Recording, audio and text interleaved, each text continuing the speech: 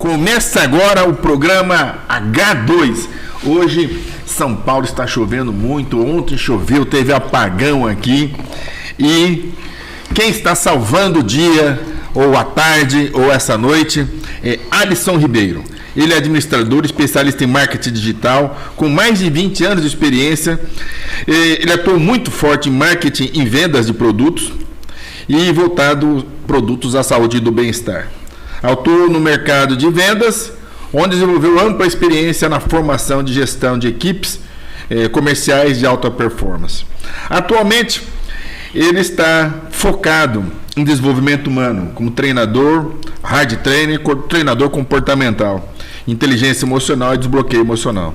Ele é o criador de duas metodologias. Uma é a metodologia AR e a outra é a metodologia CGC, conhecer, gostar e confiar, né? Que eu acho que foi a grande paixão aí do Alisson, mas ele vai explicar tudo isso para nós agora. Boa noite, Alisson. Muito bem, muito boa noite, um prazer estar aqui, obrigado pelo convite, obrigado, Katson, é um prazer enorme estar aqui.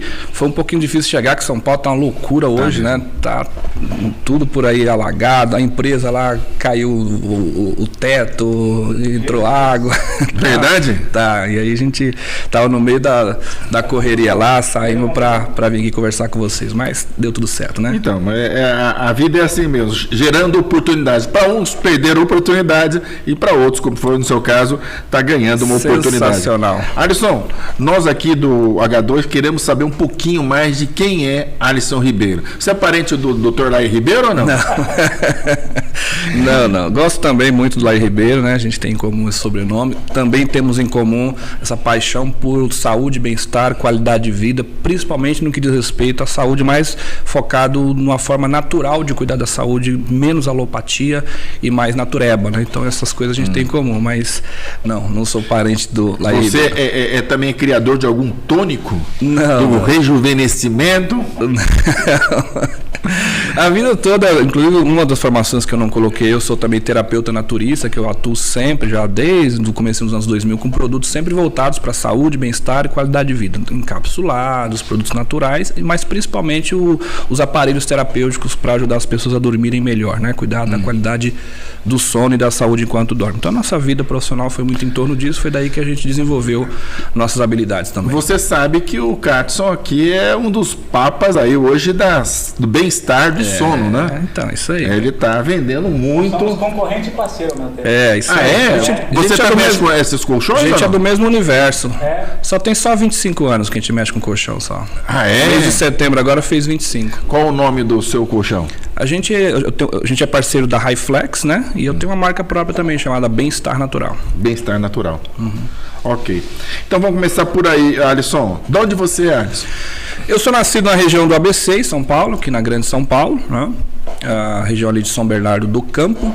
Venho de uma família bastante simples. Meu pai veio do interior de Minas Gerais nos anos 70, como milhões de outras histórias são assim, né, aqui na Grande São Paulo.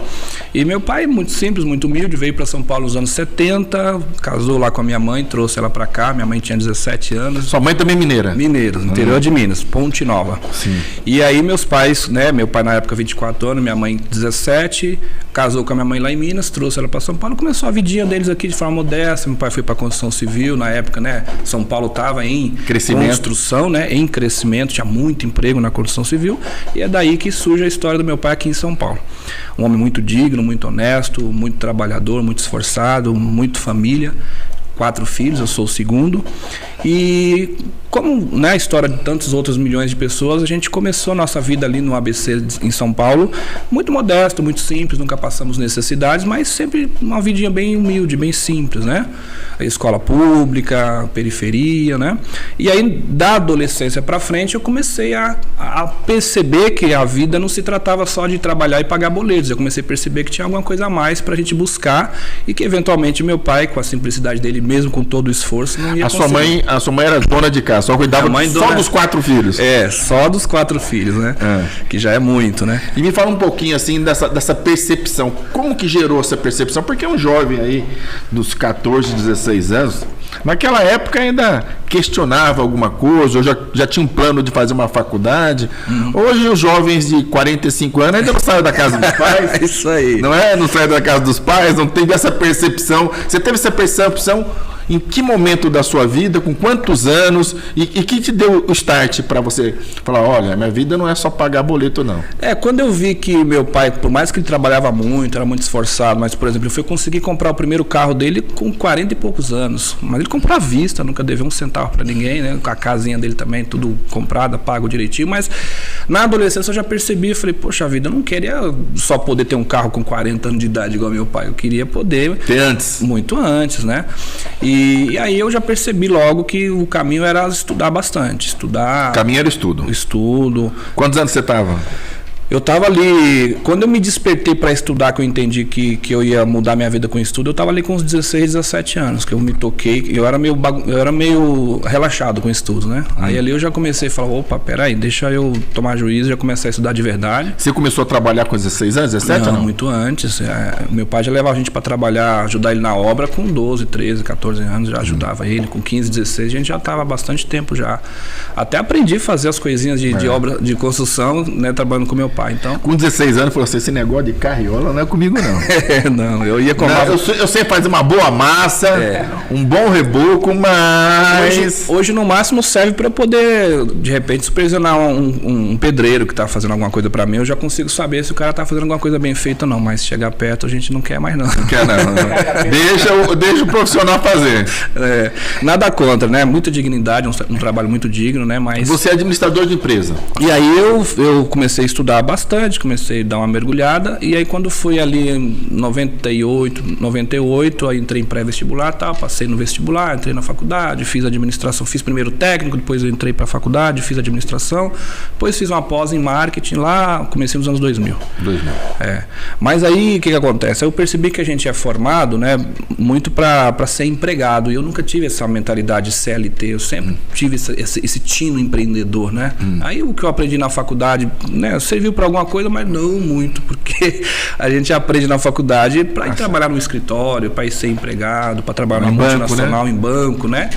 Além do que de lá para cá a vida mudou muito, o mundo mudou muito, o mercado de trabalho é outro, né? Sim. Mas serviu para alguma coisa. E depois eu fui vindo para esse mundo do empreendedorismo aí, principalmente de 2004, 2005 para cá. Qual que foi o seu primeiro empreendedorismo? Qual foi a primeira... Cara, eu sempre fui meio zoado das ideias, assim, de ter ideias e pôr em prática, sabe? Mas eu tive loja de produtos naturais, depois eu aprendi a fabricar os próprios produtos naturais em cápsula. Depois que eu já fabricava, que eu fui saber que tinha que ter registro na Anvisa. E já tinha vendido um bocado, cara. Fui até pra Copacabana dar treinamento lá, palestra com o Marco Oliveira. Não sei se você conheceu, cara. O Marco Oliveira da Magma. Então, essa foi a minha primeira aventura, assim, empreendedora, foi com encapsulado. Eu pegava as ervas em pozinho, colocava na cápsula de ginkgo biloba, unha de gato, chá verde, ômega 3, comprava já, fracionava, colocava meu próprio rótulo. Daí que veio a Bem-Estar Natural, que hoje é uma marca de colchão, na época era de produtos naturais. Era produtos naturais. Eu tinha a lojinha e tinha os encapsulados, vendia de porta em porta e tal. E fez dinheiro com isso? Fizemos um barulhinho, cara. E daí veio a denúncia? Legal. Veio a denúncia. Graças a Deus. Você enfrentou ou não? Não chegou a ter denúncia, não. Eu me toquei que tinha esse probleminha. Quando a gente começou a fazer um pouquinho de barulho no mercado, eu percebi que tinha essa situação. Aí foi quando a gente deu uma paradinha e veio pro colchão, né? Você não quis optar por regularizar seus... É porque era outro jogo, né? Era um outro nível de jogo muito diferente do que eu tava, e eu não estava preparado para aquele jogo. Você sentiu. Então você teve essa consciência. Isso. E aí também veio a oportunidade no ramo do colchão terapêutico, que não tinha mais nada dessas demandas, né? Você é da época do Kenkopato ou não? Um pouquinho depois. Eu vi um pouquinho depois. Eu já cheguei no colchão quando a galera que nasceu no Kenkopato, aprendeu com Kenkopato e começou a lançar outras fabriquetas. Aí eu já comecei a conhecer uma fábrica que chamava Magma, lá na região de Campinas, que já nasceu de uns caras que saíram da dissidência. Isso aí. Eles aprenderam o Kenkopato e começaram a montar essa fábrica aí. E aí começou. Aí foi quando eu comecei a experimentar, ter essa experiência de ganhar um dinheirinho melhor. Foi ali que eu comecei. Além no colchão, você teve seu primeiro treinamento de alta performance. Sim. Porque eles dão treinamento. Sim, então. Aí foi aí que eu conheci, foi em 2001, né? Depois de 2003, 2004, 2005, começo dos anos 2000 todos os anos ali, eu comecei a ir participando. Na época o professor Massaro Gata, um abraço aí pro Massaro Gata, que é um grande amigo, a gente respeita muito, um grande profissional. E quem está fazendo muito sucesso é a filha dele, né? A Bianca Gata. Ela, maravilhosa. Ela tá mandando muito bem. Sim. E aí eu ia nos treinamentos com o Massaro Gata, ali a gente já começou a experimentar as transformações. Aí a gente já começou a entender coisas que daqui a pouco a gente vai conversar um pouquinho aqui, sobre essa situação de crenças, né? Limitantes. Crenças limitantes, de a gente, como eu disse, eu sou oriundo de uma família simples, família humilde, que veio da roça, que chega em São Paulo, acha que aqui é só batalhar, você vem com crença limitante, problema de crença de merecimento, aí você tem um pai que não tem um carrinho, anda de bicicletinha simples, então você acha que as coisas não são para você. Você Sim. cresce com aquela crença de que as coisas boas são para os outros, não para você. E aí, a partir daí, eu sou muito grato a ter tido essa oportunidade de adentrar para esse mundo. Foi aí que eu comecei a cair. Quem colocou você nesse mundo? Olha, quem foi seu apresentante? Na época era apresentador, patrocinador? Na época patrocinador, né? Na época patrocinador. Patrocinador. Na época um parente, eu estava desempregado, um parente chegou falando, tem uma oportunidade X, tal, vai lá conhecer. Eu lembro até hoje, foi dia 17 de setembro do ano 2000, fez 25 anos agora. Foi o primeiro contato que eu tive com esse universo, né? Claro que não foi contínuo, não foi ininterrupto esses 25 anos. Sim. Mas o primeiro contato foi esse aí, ele chegou falando dessa oportunidade. E eu tinha na época 22 anos e... Já estava formado em administração? Já estava formado e foi aí que eu comecei a entender do mundo das vendas, participava de treinamentos que eram gratuitos, né, as imersões, etc. E aí as coisas foram fluindo. A gente foi entrando para esse universo aí. Sim. E quando, em que momento da sua vida você falou assim, eu estou pronto? Eu já estou preparado. Acho que esse momento vai chegar ainda. Vai demorar ainda? Ainda não chegou?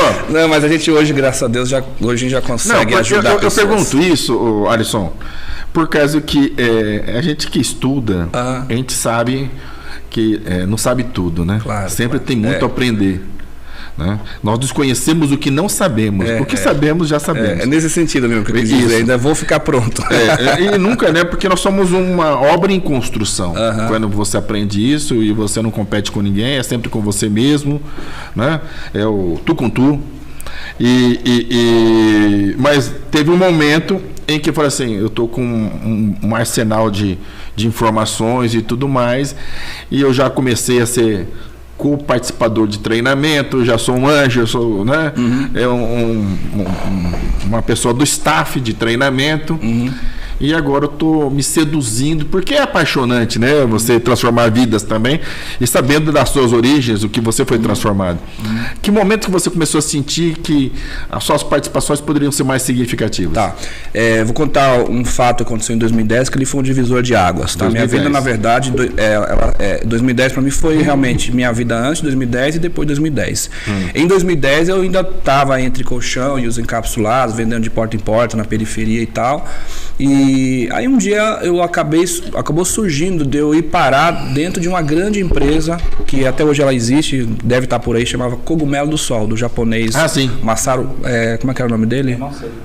Mas era bem conhecido, ele fazia muita TV. Na época, ele já faturava 10 milhões por mês, ele andava de helicóptero, enfim. Aí eu fui parar nessa empresa e eu comecei lá a fazer uns atendimentos lá online, por telemarketing, lá em parceria com essa empresa. E um dia eu tive a oportunidade de falar com a diretora, que era a nora do dono. Eu falei assim, Beth, vem cá, por que a Cogumelo do Sol não trabalha com vendas diretas, porta a porta, tipo Avon, Natura, né? E nessa época eu já tinha passado por algumas empresas de multinível, né? Eu já tinha tido algumas experiências com Herbalife, com Amway, com Forever Living, com o próprio Colchão também. E eu tinha minha formação de marketing, minha experiência com encapsulado e etc. E mais a experiência prática da venda dos encapsulados. Então eu tinha um currículo bastante interessante para o contexto daquela empresa naquele momento, que nesse momento... Já faturava 10 milhões de 10 milhões, mas gastando muita grana com TV, com merchandising, né? E o dono estava exatamente falando, poxa, eu queria ter um jeito de ter uma outra vertente para eu poder escoar meus produtos sem gastar tanto dinheiro com TV, sem ficar tão refém da publicidade, do merchan.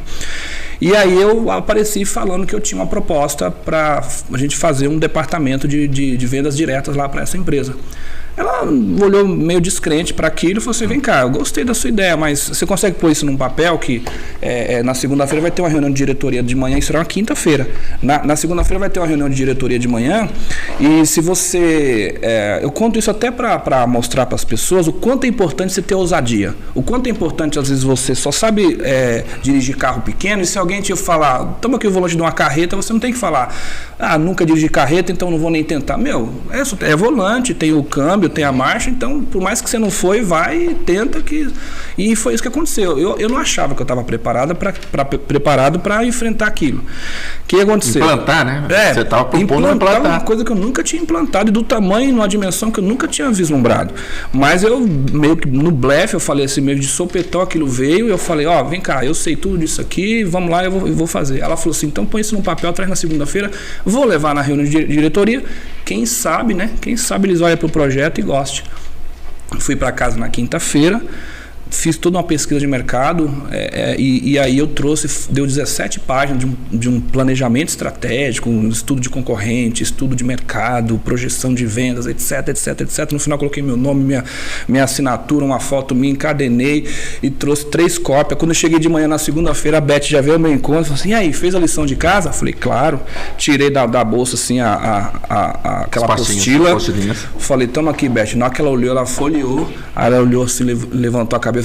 Foi você que escreveu isso aqui? Falei, foi. Eita, parabéns, hein? Agora você fica aí rezando porque eu vou levar isso para reunião lá. Quem sabe, né? E fui, Mário Kimura, o nome do dono da empresa, seu Mário Kimura. Falei, quem sabe o seu Mário gosta da ideia. Aí levou. Aí eu fiquei já ainda frequentando a empresa, mas sempre em função disso aí dar algum resultado. Demorou longos 15 dias. Aí quando deu 15 dias, lá a empresa era pra você ter uma noção, em 2010, a empresa nessa época investia R$170 mil de aluguel por andar. Tinha 2 andares. O andar de cima era metade do andar, lá só ia a diretoria, os figurões da empresa, e o 12º andar ficava call center e a gerência média. E nesse 12º andar, seu Mário, que chegava de helicóptero, ele nunca descia no 12º, ele já descia e vinha pro 17º, ficava por lá, raramente ele aparecia, era mais ou menos guardadas as devidas proporções, seria como se você trabalhasse no SBT e você vê o Silvio Santos nos corredores, quer dizer, não é toda hora. E aí o seu Mário, quando ele aparecia nos corredores, que ele chamava um funcionário pelo nome, o funcionário ficava assim, sabe, envaidecido. Eu trabalho aqui há 8 anos e o seu Mário já sabe quem eu sou.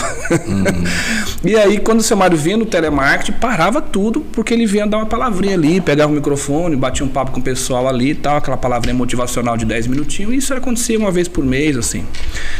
E aí nessa data em que eu tô contando isso, eu tô lá e eu já tava meio que achando que não ia dar em nada o projeto, ele apareceu lá na porta do telemarketing, quem é Alisson?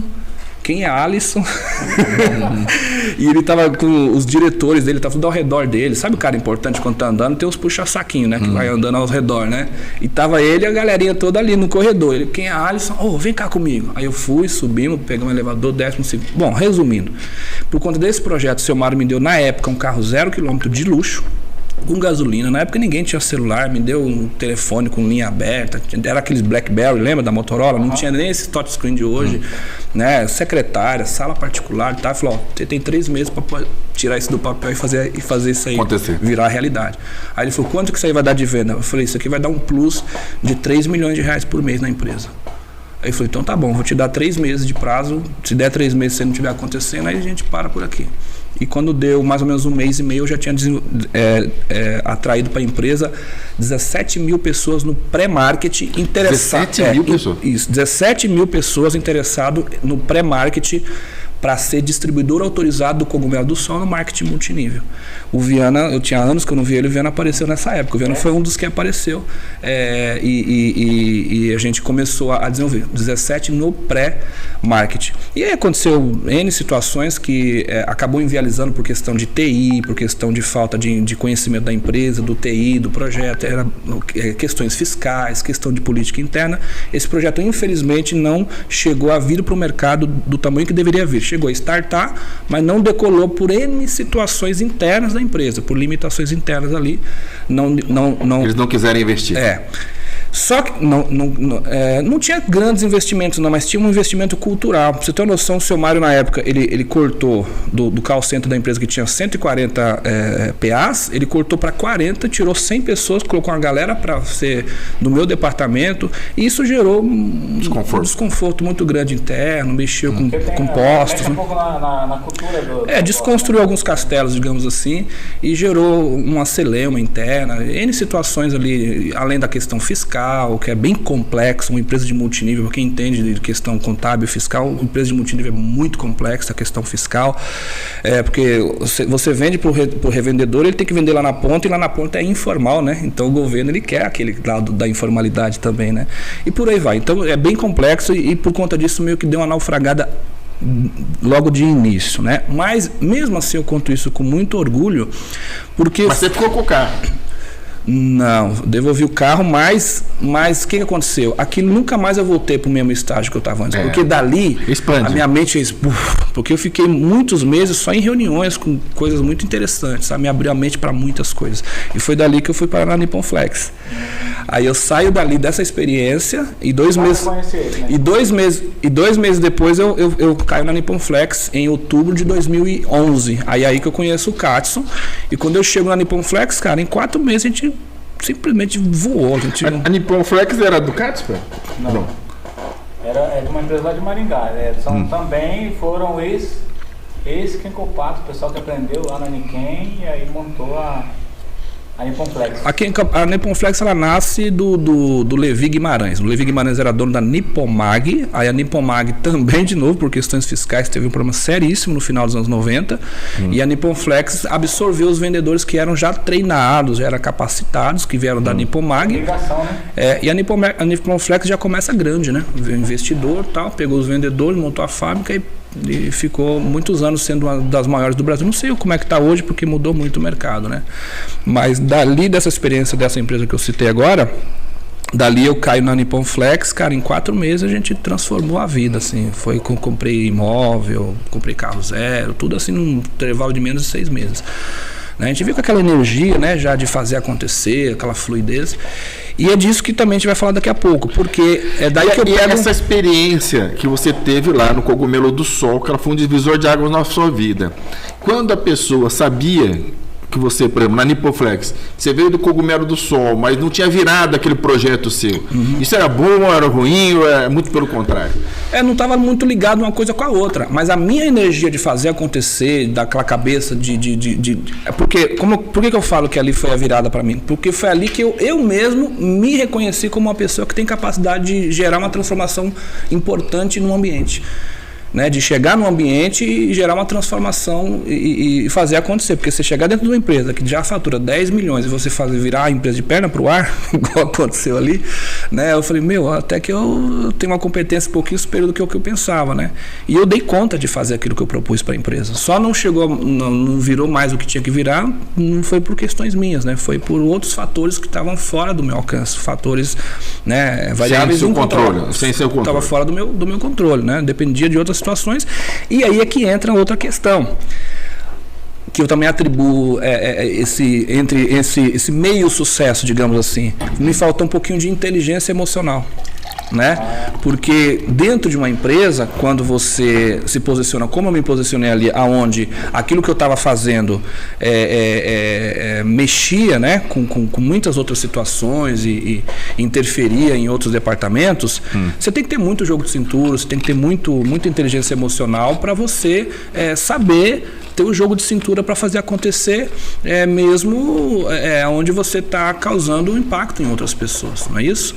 E foi daí que eu comecei a falar, poxa, eu preciso entender mais de inteligência emocional, de comportamento humano, de saber como é que eu lido com pessoas, sobretudo no ambiente corporativo, que é um ambiente que mais que nunca você tem que saber. E essa percepção já veio na Nippon Flex, já teve um diferencial. Aí, quando eu chego na Nippon Flex, eu começo de novo a ter mais um tanto de situações de conhecer o Samurai, que o Katson dava lá, o Poder Sem Limites, do Rodrigo Cardoso, né? Começamos a participar de muitas imersões dessas. O próprio Masaru Gato também, em 2011, dava as imersões lá, de treinamento, de desbloqueio emocional, inteligência emocional e tal. E aí, cara, foi uma nave espacial, voou alto, né? Aí nós montamos equipe também lá, demos treinamentos, nos tornamos líderes, me tornei treinador comportamental. Na época que Pablo Marçal nem sonhava de existir aqui em Alphaville, eu já dava treinamento em Alphaville para 1.000 pessoas. Eu tenho no meu Facebook lá foto onde eu estou dando em janeiro de 2013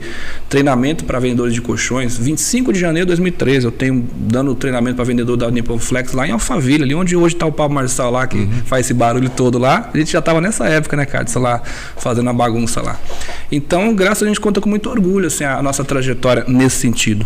E é a partir daí que eu começo a perceber que esse universo das vendas e do marketing, mais que nunca, ainda mais em termos de se tratando de vendas, a soft skill, que é a parte comportamental, ela é muito mais importante e impactante e determinante na sua vida do que a hard skill, que é o conhecimento técnico. E aí eu fui aprender que no começo da minha vida profissional eu fui muito para hard skill. Eu achava que se eu entendesse tudo de marketing, tudo de venda, entendesse tecnicamente venda, como é que abre uma venda, como é que fecha, como é que abre uma objeção, não sei o que, pós-venda, ok, bacana, tudo sobre o produto, concorrente, não sei o que. E eu fiz todo esse movimento e eu percebia que às vezes tinha parceiros, amigos, concorrentes, que não tinha toda essa informação. Não tinha toda essa informação, mas dava um banho. O cara vendia mais que eu. Tinha presença. Porque o cara tinha toda essa parada do comportamento, da energia, daquela parte que é mais invisível, mas no entanto mais importante. Porque o hard skill, que é essa parte técnica, é só a ponta do iceberg. O importante mesmo é a energia, é a mentalidade, é o soft skill, é a parte comportamental, e que ela demanda o quê? Uma cura interior de feridas emocionais. E aí que veio o método. Aí que nasce o método. Só que aí esse método eu já vou falar logo no segundo momento, porque antes de chegar nesse método, eu tinha desenvolvido a metodologia CGC. Né? Então, dando treinamento na Nippon Flex, eu desenvolvi uma coisa chamada vender e vencer. Vender é a parte técnica e vencer a parte comportamental. E aí dentro do vender e vencer, eu desenvolvi um funil que começa conhecer, gostar e confiar. Como é que eu faço para vender qualquer coisa para qualquer pessoa? Fazendo as pessoas me conhecerem, gostarem de mim e confiarem em mim. Conhecer, gostar, confiar. CGC. Mas o mais importante daí é esse do meio, que é o G. Gostar. E outro dia eu dei uma palestra lá em Sumaré, onde eu falei assim, o nome da palestra, como tocar o ponto G do cliente. Que é porque o G é onde você mexe com a emoção.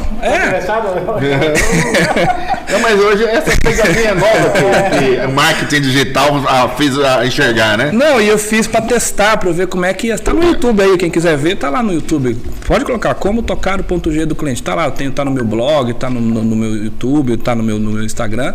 E eu dei uma palestra lá em Sumaré sobre isso. E foi muito legal, eu pensei que ia polemizar bastante, que o pessoal ia meio que, né, achar... Satirizar, não, mas ficar prestando atenção. Foi legal, foi interessante, e vai vir o meu livro com esse nome. O meu livro ia chamar Metodologia CGC, mas agora vai chamar Como Tocar o Ponto G do Seu Cliente. Subtítulo Metodologia CGC. Isso também fica marcado, né? É um gatilho. É gatilho. É um gatilho, né? Uma âncora, né? É uma âncora, então sim. A pessoa vai lembrar o ponto G, né? Teve uma associação, né? Impacta, né? Porque tem um trocadilho aí, né? O que é esse ponto G, então? Você tem assim, primeiro você precisa fazer as pessoas te conhecerem, e aí no meu livro eu falo exatamente como fazer para as pessoas te conhecerem, que é lá tornar autoridade do negócio. Isso, que é atenção, gerar interesse, fazer as pessoas se interessarem pelo seu conteúdo, pela sua figura, pelo que você fala, pelo que você faz, ser conhecido. Mas uma vez que as pessoas te conhecem, elas podem gostar ou não de você. Você pode gerar um impacto positivo ou negativo. Aliás, o negativo não é tão negativo assim, porque você vê figuras aí que geram polêmica, vira memes e tal, e por ali o cara ganha dinheiro até os haters fazem o cara ganhar dinheiro, né? Aproveitar, né? Sabe aproveitar, né? Agora a gente acabou de ver uma situação aí, sem querer polemizar, mas uma situação onde um cidadão de uma determinada vertente política, ele achou bom que uma pessoa dos Estados Unidos morreu a tiros E o cara veio e falou, que bom que esse cara tomou um tiro no pescoço, devia ser na cara. E esse cara agora que falou isso, que o nome dele recebeu um monte de hater e tal, o cara tá aproveitando, tá metendo um vídeo na internet, o nome dele tá sendo... E a partir do momento que falou isso, o pessoal disparou. Estão procurando ele, chega lá, o cara manda ver no conteúdo dele. É um professor de história, jornalista, e o cara tá mandando ver. Então é uma forma de você também aproveitar até o hater, né? O cara tá te procurando, porque na internet a lógica do algoritmo é essa, né? Você tem uma situação onde o próprio Pablo Marçal também surfou muito essa onda, né? Nas eleições, né? Para prefeito, né? Aonde ele fez um tanto de gente odiar ele e em odiando ele as pessoas iam lá para quem é esse filho da mãe, né? Vai lá procurar e faz um algoritmo elevar mais o nome do cara, não é isso? Então, esse conhecer, gostar, confiar, o que acontece? Você precisa ser conhecido. Aí depois você vai trabalhar, tá? Tem um tanto de gente que tá olhando para mim, tá? Agora eu quero fazer essa galera gostar de mim. Aí que entra o ponto G. Eu tenho que me conectar, gerar uma sintonia com essa pessoa. Só que para eu gerar uma sintonia com essa pessoa, me conectar emocionalmente, o que eu preciso fazer? Eu preciso entender o que tem por trás de uma compra. Exemplo, uma pessoa, pega aí uma mulher que veio de uma família humilde, estudou, batalhou, correu atrás, e agora ela está com 35 anos de idade, ela se formou, ela virou uma advogada, ela está bem sucedida. Não, ela está com 26 anos. 26? 26. Tá bom. Então, imagina que agora ela já está em condições de ir lá na Vivara e comprar um relógio que custa lá 19 mil reais. O que está por trás de uma pessoa comprar um relógio de 19 mil reais, né? Por que eu quero... Estou falando aí do valor modesto, tá? Sim. Uma bolsa. Uma bolsa de 40 mil, uma bolsa. O que está por trás disso? Aí é o ponto G. Eu tenho que entender qual que é a emoção que está por trás. E aí a gente sabe que essa pessoa não está comprando uma bolsa. Ela está comprando a sensação de pertencer. Ela está comprando, o status. Ela está comprando estar pertencente àquela classe aonde ela lutou, batalhou para pertencer. Exclusividade. Então ela está comprando exclusividade. Então o ponto G ali é exclusividade. Quem está vendendo uma bolsa dessa não está vendendo uma bolsa. Está vendendo exclusividade, está vendendo status, né? E a gente sabe, tem até um cara agora que eu tenho visto bastante coisa, ele chama Michel Alcoforato, e ele fala sobre coisas de rico, ele fala muito desse assunto, é bem legal. Ele é um antropólogo, e ele é especialista, ele é o antropólogo dos ricos, né? Eu não devia estar fazendo propaganda dele não, aquele cara já está bem bombado. Mas é bem interessante ele falando que os objetos, né? Tem um poder de abrir portas, né? Então, dependendo do relógio que você traz no pulso... O próprio Marçal tem falado isso no clube do relógio, do $1 milhão. Uma coisa é você sozinho, outra coisa é você com um Rolex no pulso, é outra situação, né? E dentro do clube, onde isso faz sentido, onde esse signo, né? Onde esse status, onde isso faz sentido, a galera sabe quem é você pelos objetos que você porta. Né, desde carro, aonde você mora, a grife que você usa, isso vai te colocar ou não naquele espaço, determinados ambientes. Tem uma frase que eu usava na época de vendas, né, falava assim, que ninguém é importante dá importância a quem não se parece importante. Então só faz, vou de novo, repita. Ninguém é importante dá importância a quem não se parece importante. Sim. Aí, é isso aí. Então, tipo, você vai entrar num ambiente que você quer que a pessoa dê atenção para você. Eu fazia palestra nas escolas lá em Itacoaxetuba. Então eu entrava lá com uma mala de James Bond, terno, gravata vermelhinha, e o pessoal pensava que era fiscal. Então eles davam importância porque eu não tinha aparência de vendedor. Era de um fiscal, de um político. Né? Sim. Mas é a fórmula do sucesso, né? Que o Laí Ribeiro então eu gostar, né? Ser, fazer e ter. Isso. Você tem que se sentir como tal, fazer coisas que a pessoa faz, que é a sua meta, o seu objetivo, e aí você vai ter os resultados dessa fórmula. Perfeitamente, né? É isso aí. Então o ponto G vem daí, que é você entender o que na alma da pessoa se passa, a nível almático mesmo, a nível de alma, o que a pessoa está buscando naquela compra. Um cara que está comprando um carro de 500 mil reais, ele está comprando poder, empoderamento, estar entre os vencedores, né? Sucesso, aparência de sucesso, abrir outras portas, não é? Governo, entre os arquétipos e tal. Então o ponto G é isso aí, que parece uma bobagem falando assim, né? Superficialmente, mas é muito profundo essa parte toda do ponto G. É a parte filosófica da metodologia. E depois CGC, aí o C final é o confiar. Porque sem confiança você não fecha negócio. O cara pode te conhecer, pode gostar de você, mas se ele não confia de você. O cara pode gostar. Eu tenho pessoas que eu gosto, o cara é bacana, mas eu não confio. Então a confiança é o que vai, no final das contas, fechar a questão. É onde você vai passar o cartão, assinar o contrato, é a confiança. Sem a confiança você não fecha. Né? Então é o principal. Também que ele confia muito, né? Porque eu falei, olha, Alisson, vem pra cá pro podcast tal, ele nem... É isso aí, exatamente, cara. Boa lembrança. Quer dizer, pela confiança você atende ou não, né? Um pedido. Convite de última hora e etc, né? E você nesse momento estava com a Vender e Vencer. E foi até um tema de um blog que você teve no passado. Eu tenho um blog, tá aí na internet, venderevencer.com.br, onde eu falo sobre tudo isso daí. Eu tive um podcast onde eu entrevistei várias pessoas, inclusive o próprio Massaro Gata, veio o professor da USP lá no meu podcast, um professor que é de marketing, planejamento de marketing, Felipe Moraes. Ele tem um livro chamado Planejamento de Marketing. Um abraço, Felipe. São Paulino roxo.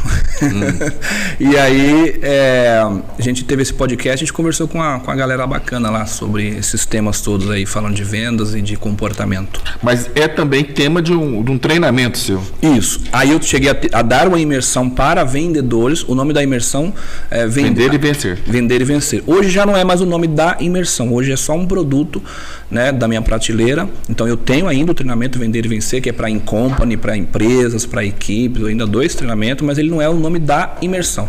A imersão eu amplifiquei, está dentro de um guarda-chuva maior. E agora sim a gente tá dentro, é um módulo também dentro dessa imersão, ou não? É um módulo dentro da minha imersão, mas depende do público, né? Então, se eu estou falando com um público que está procurando essa expertise de venda, então, tanto fala da técnica de venda, que esse Vender e Vencer eu vou falar para quem não sabe nada de venda, eu vou falar para quem já é vendedor, mas está com dificuldade, como eu vou falar para quem é expert em venda, já tem resultado, mas está com problema financeiro, porque tem esse grupo também. E aí entra o desbloqueio emocional, porque o cara ele vende bem, o cara sabe vender, vende bem, mas é um cara que ele ganha e perde, ganha e perde, ganha e perde. E tem um significado isso, tem um porquê disso. Só te contando um pouquinho, é que o vendedor só tem 2 problemas. Sabia? Só 2 problemas. Só 2. Né? Não, fala aí. Ou é comportamento ou é técnico. É isso aí. É exatamente isso. O resumo. Que é o skin, né? E o soft ou o hard, né? O hard skill é técnica, que é vender. E o soft skill é o comportamento, que é o vencer. Você só vai vencer mudando o comportamento. Você pode saber, cara, você pode entender de tudo na ponta da língua de vendas. Se você não tiver o desbloqueio emocional, não tiver a parte comportamental, você vai ser um vendedor médio. É isso que você acredita hoje? Acredito, não só acredito, eu sei que é assim. Você vive, né? É isso, hoje é isso mesmo. Então, aí daí a gente se aprofundou, e eu cheguei a trabalhar até no nível de traumas, porque o que acontece? Aí já entrando na nossa outra metodologia, que a nossa outra metodologia chama-se a reconexão. Aí esse AR, ele vem das minhas iniciais, que é Alisson Ribeiro, e é a reconexão. Né? Então esse a reconexão é uma imersão de 2 dias, porque isso não dá para trabalhar assim teoricamente, superficialmente, no workshop, tá? Isso já é uma coisa que a gente precisa trazer a pessoa para um ambiente de um local adequado, seguro, a natureza, hotel fazenda, a pessoa dá uma parada mesmo na vida e vir para a gente poder estar olhando para Você organiza grupos ou você ainda só faz em company isso daí? Não, esse já é em grupos. Esse já não é voltado para a empresa, é voltado para o indivíduo. O Vender e Vencer é voltado para a empresa. Sim. É para eu trabalhar a necessidade do empresário, para ele trabalhar a equipe dele. Já a reconexão, ele já é para a pessoa física. É para você que... Daí você criou um protocolo. Aquela pessoa que, por exemplo, vou dar um exemplo. Imagina uma pessoa que estuda, trabalha, batalha. Quando ele começa a atingir um certo sucesso na vida, as coisas desmoronam, dá tudo errado. Aí ele começa tudo de novo. É a síndrome de Sísifo, né? Aquela figura da mitologia grega, que ele foi condenado a empurrar uma pedra morro acima. Quando ele chegava lá em cima com a pedra, tombava, caía tudo, começava tudo de novo. Então tem pessoas que passam a vida inteira como Sísifo. O cara constrói, puf. Constrói, puf. Vem daí. Só, provavelmente. Né? E isso tem toda uma explicação, tem todo um significado. Isso não é por acaso. Aí tem gente que vai para a religião e acham com respeito, que é karma. Com respeito a todas as crenças, mas tem pessoas que têm uma crendice que é porque Deus não quer que eu prospere, porque eu não nasci para prosperar. Mas é o que você falou, é? você trabalha, é crença. São as crenças. São crenças. Às vezes é familiar, cultural, religiosa, né? E a pessoa acha que a prosperidade é só lá pro vizinho, pro amigo, pro outro, e para ele não é, porque a família, o pai nunca prosperou, a mãe nunca prosperou, a família nunca prosperou, aprendeu desde criança aquelas crenças limitantes, aquelas frases, né? Dinheiro é sujo, dinheiro não dá em árvore, enfim, vamos ser pé no chão, essa coisa toda, e essas crenças limitantes. Bom, então, nesse projeto, nessa imersão à reconexão, o que a gente faz? Isso é uma coisa que aí eu tenho uma verdadeira paixão mesmo, aí que está a minha paixão mesmo. De realmente, e eu tenho conseguido fazer isso, que é a coisa mais maravilhosa que tem, é de ajudar as pessoas a se desbloquearem e se conhecerem. Aí entra pelo autoconhecimento, a pessoa vai se desbloquear, que aí entra a pessoa se conhecer melhor, para se desbloquear e para decolar. Então é descobrir, desbloquear e decolar. Então quando a pessoa se descobre, ela entende o potencial que ela tem, ela desbloqueia esse potencial e ela começa a decolar para uma vida abundante, para a vida que ela merece de verdade. E aí que está nossa paixão mesmo, porque isso serve para tudo. Você vai desbloquear para você ter um relacionamento que você tanto quer e ser feliz no relacionamento, vai desbloquear para ser um melhor pai, uma melhor mãe, vai desbloquear para ter prosperidade, a sua crença limitante de auto-merecimento, e vai desbloquear para ser uma melhor pessoa, um melhor cidadão, e vai ser mais feliz, que é isso que a gente quer, afinal de contas. Né? E aí é que entra toda a questão a reconexão. O que eu faço com as pessoas na imersão à reconexão? Eu faço o seguinte: a galera vem com a gente começa talvez na sexta-noite ou outras vezes no sábado de manhã. A sexta-noite é mais uma preparação, uma integração, tal, né? Já dorme ali no hotel, de manhã já começa lá o cafezinho da manhã e pau, né? 12 horas de programa, onde a pessoa dá uma esquecida um pouquinho da vida aqui fora e para olhar só para ela. Porque o que acontece? Muitas pessoas nunca pararam para olhar para si. Por incrível que pareça, cara. O cara vive uma vida, o cara tem 40, 50, 60 anos de idade, o cara nunca parou para dar uma olhada para si. Ele vive numa programação como um robô. Acorda de manhã e sai, paga boleto, e contas para pagar, e o emprego, e não sei o quê, e filhos, e só obrigações, etc. A pessoa nunca parou para olhar para si. Ela nunca entendeu como que ela é o que ela é, por que ela é desse jeito, de onde que veio tudo isso, por que ela pensa como pensa, por que ela sente como sente, e de onde que veio tudo isso. E aí a gente, aprofundando os estudos, eu encontrei um doutor chamado Dr. Gabor Maté. O Dr. Gabor Maté ele é filho de uma família sobrevivente do Holocausto, da Segunda Guerra Mundial, que saíram lá daquela região, dos judeus, né, e vieram para o Canadá e tal. E ele se tornou médico e ele se especializou em traumas exatamente porque ele trazia muitos traumas. E para ele trabalhar a cura dele, ele se especializou nisso. E hoje ele tem um livro chamado Quando o Corpo Diz Não. É um livro, inclusive, difícil de achar para comprar, porque é um livro muito interessante que conta muitos casos de pessoas que desenvolveram doenças e foi ver a doença tinha um significado por trás, né? Um significado emocional. Que ali já é outra situação também, a questão da pobreza, a questão da dificuldade financeira, da falta de prosperar, da falta de ter um relacionamento decente. Pessoas que não se firmam num relacionamento, né? Começa um relacionamento, tá apaixonado, daqui a pouco aquilo dá tudo errado, aí entra no casamento. Tem pessoas que com 40 anos de idade, o cara já passou por 5 casamentos, né? Aí traumatiza um filho aqui, outro ali, não sei o quê, e o cara não queria nada disso. Por que esse cara foi viver essa história toda picotada, essa bagunça toda? De onde que veio tudo isso, não é? E aí a gente vai achar respostas nas feridas emocionais.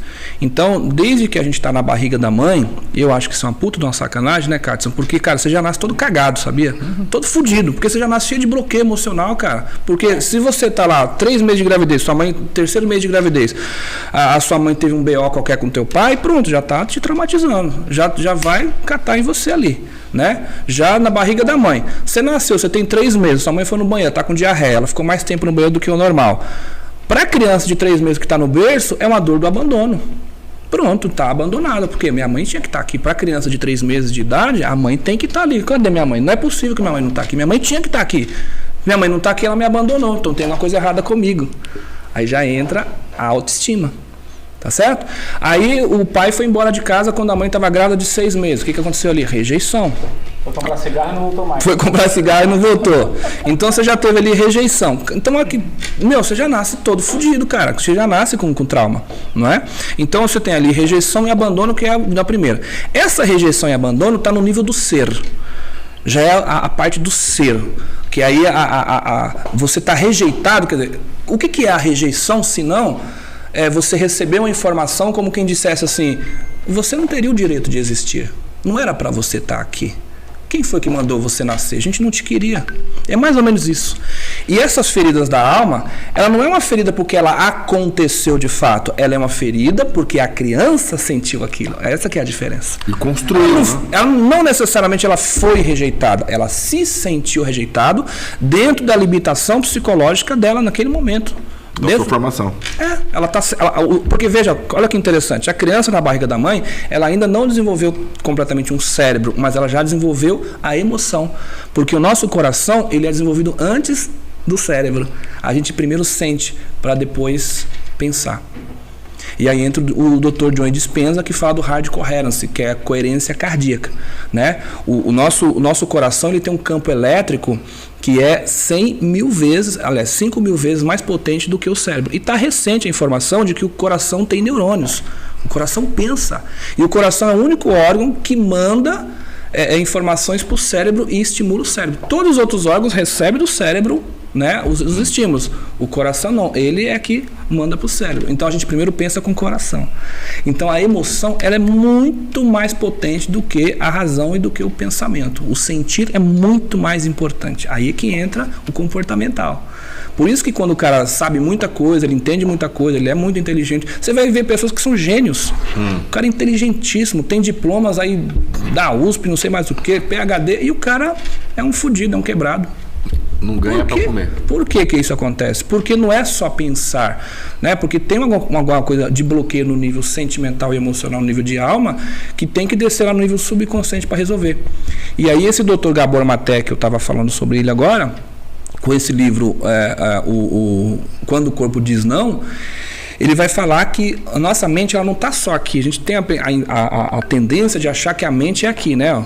Na nossa cachola. Mas a mente é o corpo todo. Cada célula nossa pensa. Cada célula nossa, ela tem memória. Cada órgão pensa. Cada órgão pensa e tem memória. E os traumas estão instalados pelo corpo todo. Tanto é que o cara que é especialista em trauma, ele olha para uma pessoa só pelo biotipo, o jeito da pessoa andar. E quando você faz a conciliação, você tem que pedir o consenso de todas as partes. Isso, né? Você sabe disso, né? O corpo todo tem que estar coerente, né? Parado, você tem que negociar com todas as partes. Coerente. Então o jeito da pessoa sentar, o jeito da pessoa se portar, o jeito da pessoa olhar, o jeito da pessoa respirar, tudo isso tem a ver com a mente, com o subconsciente, né? Com aquilo que se passa interiormente na pessoa.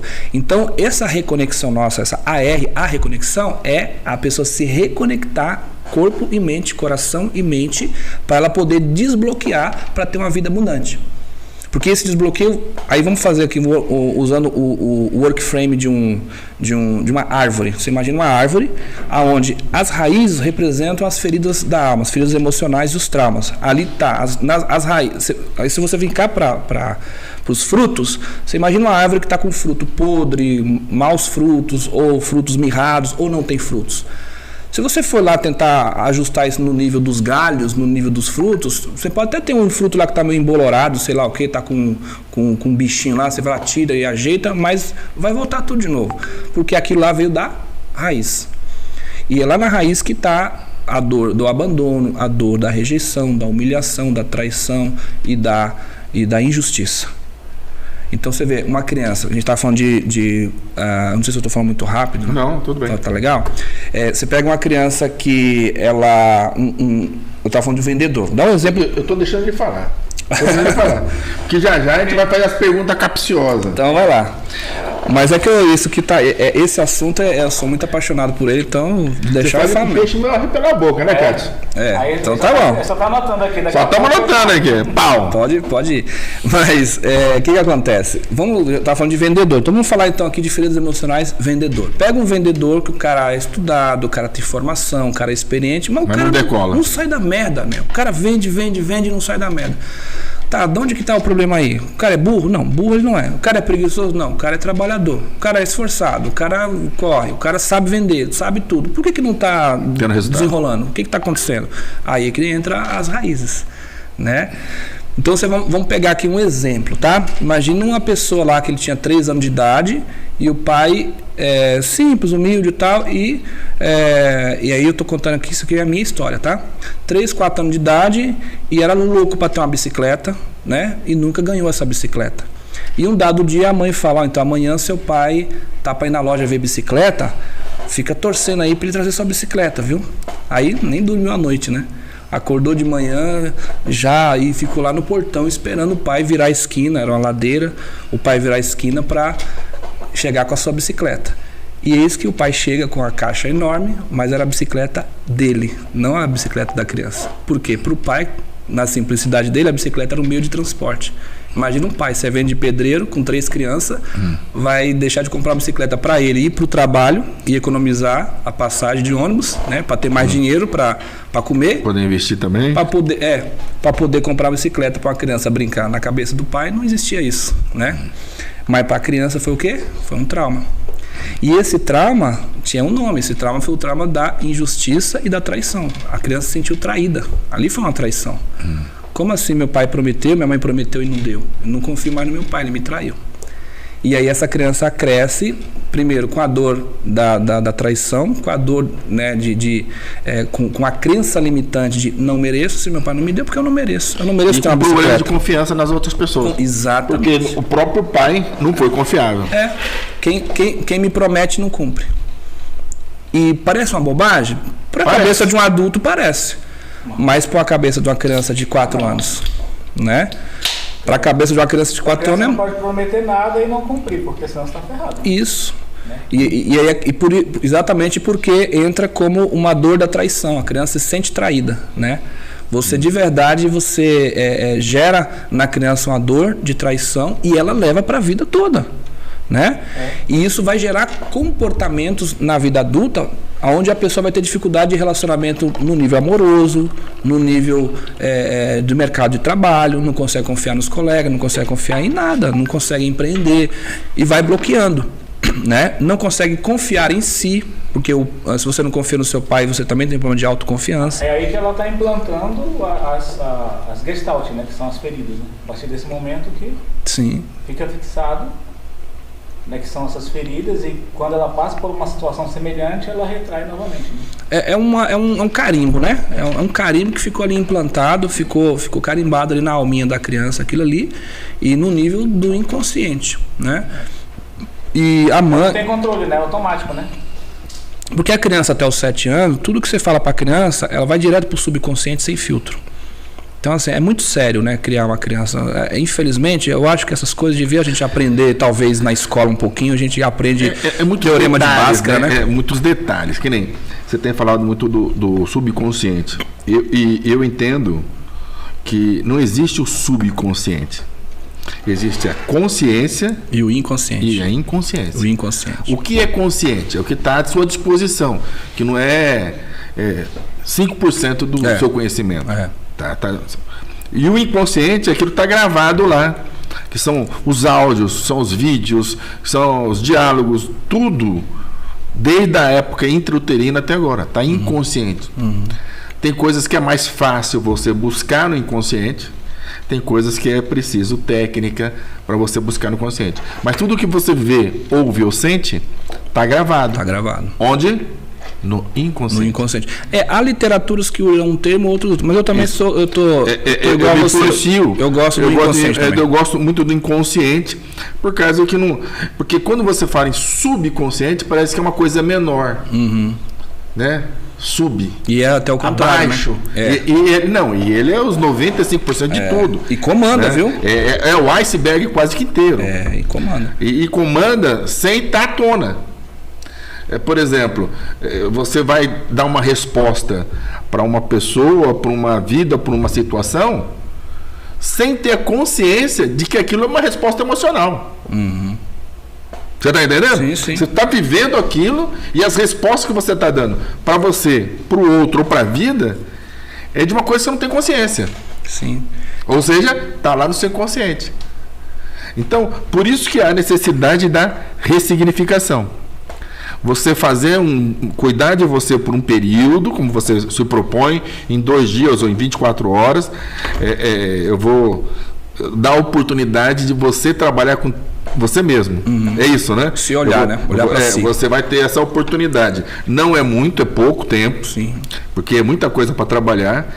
Mas ali, como existe uma egrégora de todas as pessoas querendo melhorar, e as histórias de vida que acontecem ali, naturalmente vai mudando você. É o forte impacto, né? É o impacto. É por isso que a gente não que as acredita. informações aconteçam. Por isso que a gente tem a mentoria, que é uma continuação, né? A pessoa depois vai tendo um acompanhamento, né? Sim. Enfim, mas ali já vai trabalhar principalmente um já quer fazer pique de venda aqui. É pique de venda? Pique de venda? Pitch de venda. Pitch de venda. Já quer fazer o pitch. Não, vem cá, vamos falar. Assim, hoje está mais fácil você montar grupos, né? Por causa da internet, ela ajuda a alavancar.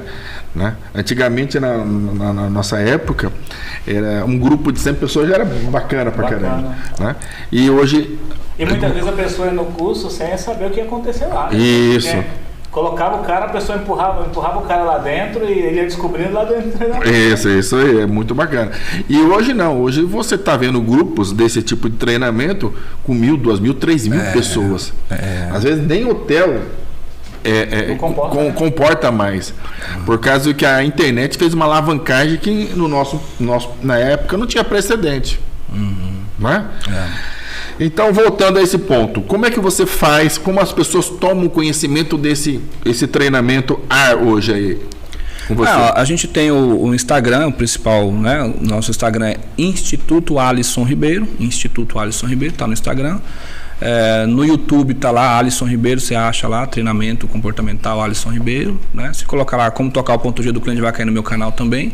Por ali você já me acha. E como você faz as vendas, oferece esse treinamento, como as pessoas tomam conhecimento que o Alisson Ribeiro dá esse treinamento e vai acontecer, qual o próximo treinamento? A gente dá palestras, né? A gente vai agora, por exemplo, eu dei uma palestra na Alesp agora em maio, agora em outubro a gente vai dar de novo treinamento lá na Assembleia Legislativa. Então a gente dá palestra para grupos, né? Pequenos grupos, e ali, a partir dali, a pessoa toma conhecimento, entende a necessidade que ela tem, toma conhecimento dessa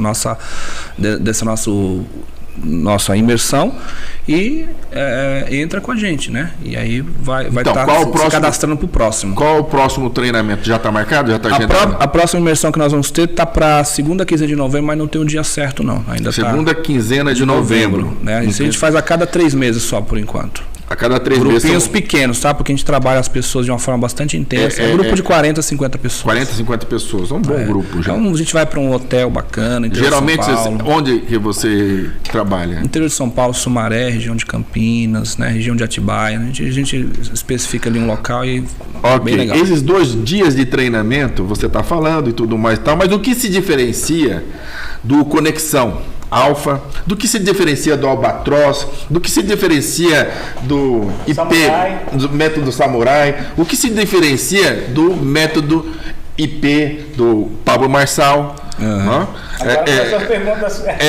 Por causa que você não falou ainda, você não falou isso. Ele só deu pique aqui, né? Só deu pique de venda. Depois tem uma consultoria. Eu quero saber o seguinte, o que diferencia, além da sua paixão, de você gostar, de você utilizar o mesmo conhecimento, conhecer, gostar e confiar no seu taco, o que diferencia dos outros treinamentos? Ou do nosso professor, que nós tivemos juntos, que é o Conexão Alfa. Olha, não posso falar dos demais, mas o que a gente faz é o seguinte, eu sou muito focado em fundamentar para os participantes o que cada dinâmica ali tem de fundamento e de que maneira aquela dinâmica vai gerar transformação na pessoa. Porque eu já fui em treinamentos, que eu não vou citar nomes aqui, que o cara desenvolve um Frankenstein. O cara faz lá um firewalk misturado com quebra da madeira, com não sei o quê, que ele não... Quem entra e sai de lá tem alguma emoçãozinha lá, acha interessante, acha um oba-oba, mas parece-se mais com uma gincana. Parece uma gincana. Não tem uma fundamentação, sabe? Não tem uma terapêutica. Não está falando assim, ó, então, você está funcionando desse jeito, a sua vida está travada por isso, você está com esse bloqueio por isso, e agora nós vamos fazer assim, por exemplo. Uma das dinâmicas que nós fazemos lá é a roda de cura. Na roda de cura a gente trabalha com respiração. Se você ficar 2 minutos respirando só pela boca e rápido, você hiperventila o cérebro e você começa a penetrar no inconsciente. Né? E a gente trabalha com música. Isso daí é o rebirth. É o rebirth. Né? Isso é uma das coisas, mas a gente fundamenta, a gente fala, então, esse só bloqueio aqui é por isso, e agora essa técnica aqui nós vamos usar porque vai acontecer isso. E no final a gente faz o debrief. E você tem que querer. Tem que querer. Então, querer. Por isso mesmo, que a pessoa você tem que se facilitar para o negócio acontecer. Exatamente. Senão não acontece. E a outra diferenciação é que a gente trabalha num nível mais aprofundado, terapeuticamente mesmo. A gente fala de traumas mesmo, é mais fundamentado mesmo. Traz coisas científicas, é mais fundamentado. Não é tão superficial, não. Eu não gosto muito da superficialidade. É um pouquinho mais aprofundado. O seu treinamento é bem apostilado, então? É bem apostilado, bem aprofundado, bem fundamentado. Tudo que eu falo, eu trago o conceito da ciência, eu trago de onde que aquilo foi tirado, não é um oba-oba, não é um achismo, porque é uma responsabilidade que a gente tem com as pessoas, né? Não vai abrir uma ferida ali para largar a pessoa e ir embora para casa com aquilo aberto, né? Então a gente tem ali pessoas junto, que também são pessoas que são desse meio, que nós chamamos de anjo, né? Que é o staff, 5, 6, 10 pessoas, depende do treinamento, pessoas que estão ali prontas para interferir caso haja alguma situação, né? E tal. Não é todo mundo que pode participar, determinadas pessoas que sofrem com determinadas situações, que tomam determinado tipo de medicamento, a gente só vai trazer essa pessoa se o psiquiatra autorizar por uma questão de responsabilidade, né? De repente a pessoa pode... Porque é um treinamento de alto impacto emocional. E às vezes você pode mexer com situações ali que a pessoa não tem estrutura emocional, psicológica para estar lidando com aquilo, não está no momento dela, e aí depende de um profissional. Tem que fazer um negócio chamado alinhamento. Exatamente, o alinhamento, tem todo. Então, essas coisas, esse nível de profundidade, de responsabilidade, de fundamentação, eu penso. Antes de a pessoa aprovar a pessoa para entrar. A gente não quer só quantidade, né? Não vou trazer lá 1000 pessoas e fazer qualquer coisa, um oba-oba. Hoje o treinamento está custando quanto? Muito barato, pela transformação que ele promove nas pessoas, R$ 1.900 é de graça, de presente. R$ 1.900. R$ 1.900. Incluído já o hotel? Grupo, né? Em grupo, né? Não, sem hotel, sem alimentação. Esse é o custo. Isso quando você faz evento. É em grupo. Agora, a mentoria individual, por exemplo, eu tenho uma mentoria, a minha mentoria, a Reconexão, é uma mentoria que eu tenho 19 encontros com a pessoa. Isso aí a gente cobra R$15 mil. São 19 encontros particular, pode ser online ou presencial, onde eu vou trabalhando com a pessoa e fazendo as dinâmicas, fazer reprogramação mental, cura de bloqueio emocional, eu vou entender a história da pessoa e vou ajudando ela a se curar aos pouquinhos, ajudar ela a desenvolver. Por exemplo, pega um cara, dá um exemplo, ele nunca para em casamento, o cara já casou 500 vezes e nunca para em casamento. Vamos entender por que esse cara não para em relacionamento? Qual que é a raiz disso daí? Tem uma raiz. E aí na nossa mentoria eu vou conversar com esse cara. Não, tem um bocado de gente assim. Vamos saber o que está acontecendo com esse camarada aí, né? Sim. E da onde que veio isso? Por que a pessoa, ele na hora que ele entra num relacionamento e começa a ficar interessante, começa a ficar promissor, o cara auto-sabota o relacionamento? Tem alguma... isso em tudo, né? Não é isso? Nos negócios também.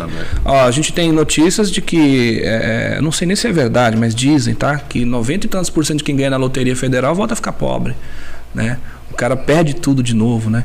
E você tem também um monte de... é uma estatística mesmo. É estatística? É que eu não... preparado, né? O emocional e o mental não estão preparados. Não só nisso, tem agora já previsões de muita gente que ganhou o Big Brother que tá duro. Então, né? Big Brother. Porque o cara, ele não é muito dinheiro, mas era questão de milhão, né? 1 milhão, cada um, não sei o quê. Dá pra sair do zero, né? Dá pra começar um pezinho de meio, né? E daí fala, não, você tem que ajudar sua família, não sei o quê, não pensar em você. Aí tem uma questão aí. Família inteira, ajudar a família quebrada. Hoje estão quebrados. Porque veja bem, olha uma das causas, né? Se você vem de uma família que vamos chamar pobre, né? Uma família simples, humilde, modesta, escassa, né? Você está acostumado a ir lá na festa de aniversário, está acostumado a ir lá no fim de ano, todo mundo com um carrinho modesto. Imagina se você começou a ganhar uma grana violenta e você chega lá com um carrão lá. O que acontece? Pronto, cara, você já não é mais pertencente àquele grupo, você se destoou daquele grupo. Então, nós seres humanos, por uma questão, a gente tem uma necessidade muito profunda de se sentir pertencente e de se sentir acolhido, porque é uma questão de sobrevivência. Nós somos seres sociais e nós precisamos, porque você vê, você pega um cavalinho, ele nasce e já sai andando, aí você joga o bichinho lá no meio do mato, ele se vira. Ser humano, pega um bebezinho e deixa ele sozinho para você ver, não dá horas, ele está falecendo. Então o que acontece? O ser humano, ele tem uma necessidade absurda de pertencer, porque é uma questão de sobrevivência, está no inconsciente da gente, né? A gente tem uma necessidade muito grande. Quando você se sente excluído do seu grupo, da sua matriz ali, social, você vai sentir inconscientemente a necessidade de resolver aquilo. Opa, pera, tem uma coisa errada comigo. O que está de errado? É o dinheiro. Então vamos jogar esse dinheiro fora, vamos mandar esse dinheiro para lá. Uma das coisas é essa bobagem que o cara faz e que ele começa a dar casa até para os primos de segundo grau, né? Vou dar uma casa para o meu primo, minha cunhada, coitada, tá passando necessidade, não sei o quê. Existem, claro, formas de ajudar. Monta um negócio para a pessoa. Monta um negócio para quem não tem talento nenhum, não tem conhecimento, não é empreendedor e por aí vai. Então são situações inconscientes que a pessoa joga fora o dinheiro porque ela tem que voltar a ser pertencente àquela manada, digamos assim, não é? Então é nesse nível que a gente ajuda as pessoas a se conhecerem, a se entenderem. E nós temos uma ferramenta chamada HMI, que é até quem quiser tá fazendo, e para os ouvintes, viu, daqui do seu podcast, eu vou liberar 10 vouchers de graça, tá? Pode colocar no Google agora aí assim, ó. Eu quero, você tá assistindo. Se você... Alisson, eu descobri que você tá... Aí você me fala como é que eu faço para fazer chegar nos ouvintes, tá? Porque é o seguinte, o HMI, se você colocar no Google aí, o preço do teste comportamental HMI, você vai ver que custa R$700, um voucher. Um voucher. E aí, os primeiros 10 aí que se manifestar, a gente vai dar um voucher. Olha, bacana. O que é? Já ganhou o presente. E aí deixa mas tem eu acho que tem o gatilho da, como fala, da reciprocidade. É o bombonzinho, ele tá dando um bombonzinho. Mas deixa eu explicar um pouquinho o que é o HMI. Vai puxar ali pra você fazer o curso já. O HMI é o seguinte, o primeiro que começou a falar sobre teste comportamental, perfil comportamental, foi o Carl Jung lá em 1921. Sim. Tá? Aí depois você teve na Segunda Guerra Mundial uma mãe e uma filha chamada Myers e Briggs, que elas criaram um negócio chamado MBTI, que é um teste onde você responde 120 questões e aí ele te mostra, dentre 16 perfis comportamentais, qual que é o seu. E são 4 dicotomias. Ele te mostra o quanto você é introvertido, quanto que você é introvertido, quanto que você é sensorial, quanto que você é intuitivo, quanto que você é racional, quanto que você é emotivo e por aí vai. O nosso teste, além dele mostrar, fazer tudo que o MBTI faz, ele também mostra a intensidade. Então ele mostra que você é extrovertido, mas ele mostra também de 1 a 100 o quanto você é extrovertido. Ele é online? É online, é um voucher. Você entra lá no site e o site vai pedir um código. É esse código que eu estou liberando. Sim. É esse código que a gente compra para poder fazer. E no final, olha que interessante, você responde o questionário de 120 questões, vai gastar uma meia horinha para responder tudo com calma, tá? Que são questões de múltiplas escolhas. No final, ele libera um laudo com 100 e tantas páginas falando um raio-x do seu perfil.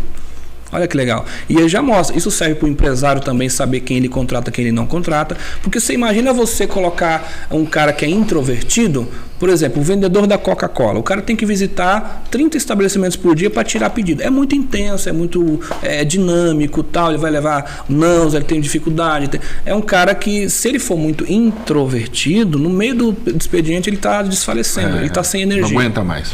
Né? E o que é a diferença do introvertido para o extrovertido? A pessoa que é introvertida, a pessoa restabelece as energias sozinha, quietinha. O extrovertido, ele quer estar em público. Você falou uma coisa que me chamou a atenção agora, porque nessas mudanças de profissão, de tudo, a IA chegando e o empresário querendo fazer mais com menos, sempre, parece que está acabando a figura dos vendedores. Hoje, as empresas, as distribuidoras, não está tendo, não tem mais o cara que faz o pedido, porque no primeiro momento ele fazia pedido ou ia buscar o mercado para fazer a carteira dele. Depois que conquistou o mercado, o bar, a lanchonete, não sei o que e tal, dependendo do produto que ele faça, ele só ia tirar pedido mesmo.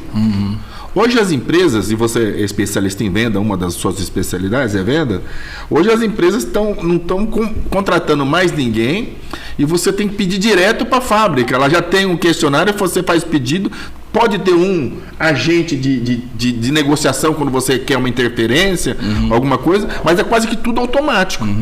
Já cortaram a figura desse vendedor. Eu quero que você se manifeste sobre isso, que você também é especialista em venda. Como que é isso? Como você está vendo isso ou já tinha... Eu penso que daí nascem oportunidades, inclusive, porque eu acho que o vendedor raiz, que é o vendedor consultivo, o vendedor que tem inteligência emocional, o vendedor que tem a soft skill, que sabe comportamental, que sabe as necessidades do cliente, que sabe tocar o ponto G do cliente, ele vai ser muito mais interessante agora e necessário, porque ele vai ser muito mais raro, né? Porque ficou meio supérfluo a figura do vendedor, como você está falando, o vendedor mediano, mas o vendedor especialista e consultivo, que entende de gente e que entende comportamento humano e principalmente de high ticket, né, que é o ticket mais alto, um cara que vende apartamento, vende carro, vende coisas mais exclusivas, esse cara nunca foi tão necessário quanto hoje, porque a IA, ela vai fazer coisas muito melhores do que nós fazemos a nível de velocidade, a nível de quantidade de informação, essas coisas, mas a nível de discernimento, a nível humano, de troca emocional, a IA nunca vai nos superar e nós seremos cada vez mais necessários nesse sentido.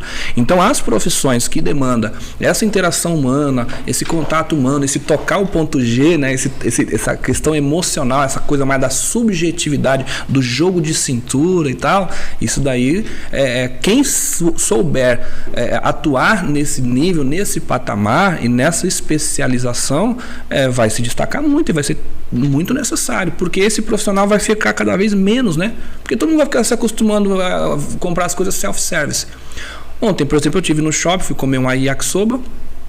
Eu, distraído, cara. Tava o cara no balcão lá da yakisoba e eu tô lá esperando o cara me atender e tal, que tamanho do totem, né? Agora é tudo no totem, né? Aqui é tudo autoatendimento. Então, quer dizer, você vê que não tem mais o contato humano. E eu tô lá e o cara tá lá me ignorando. E eu fiquei uns 2 minutos, assim, meio distraído. Tava com uma pessoa e conversando.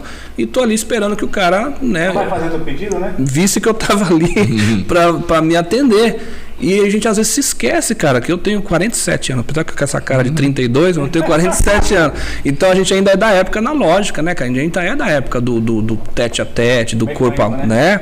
E a gente ainda tá nessa migração para esse momento.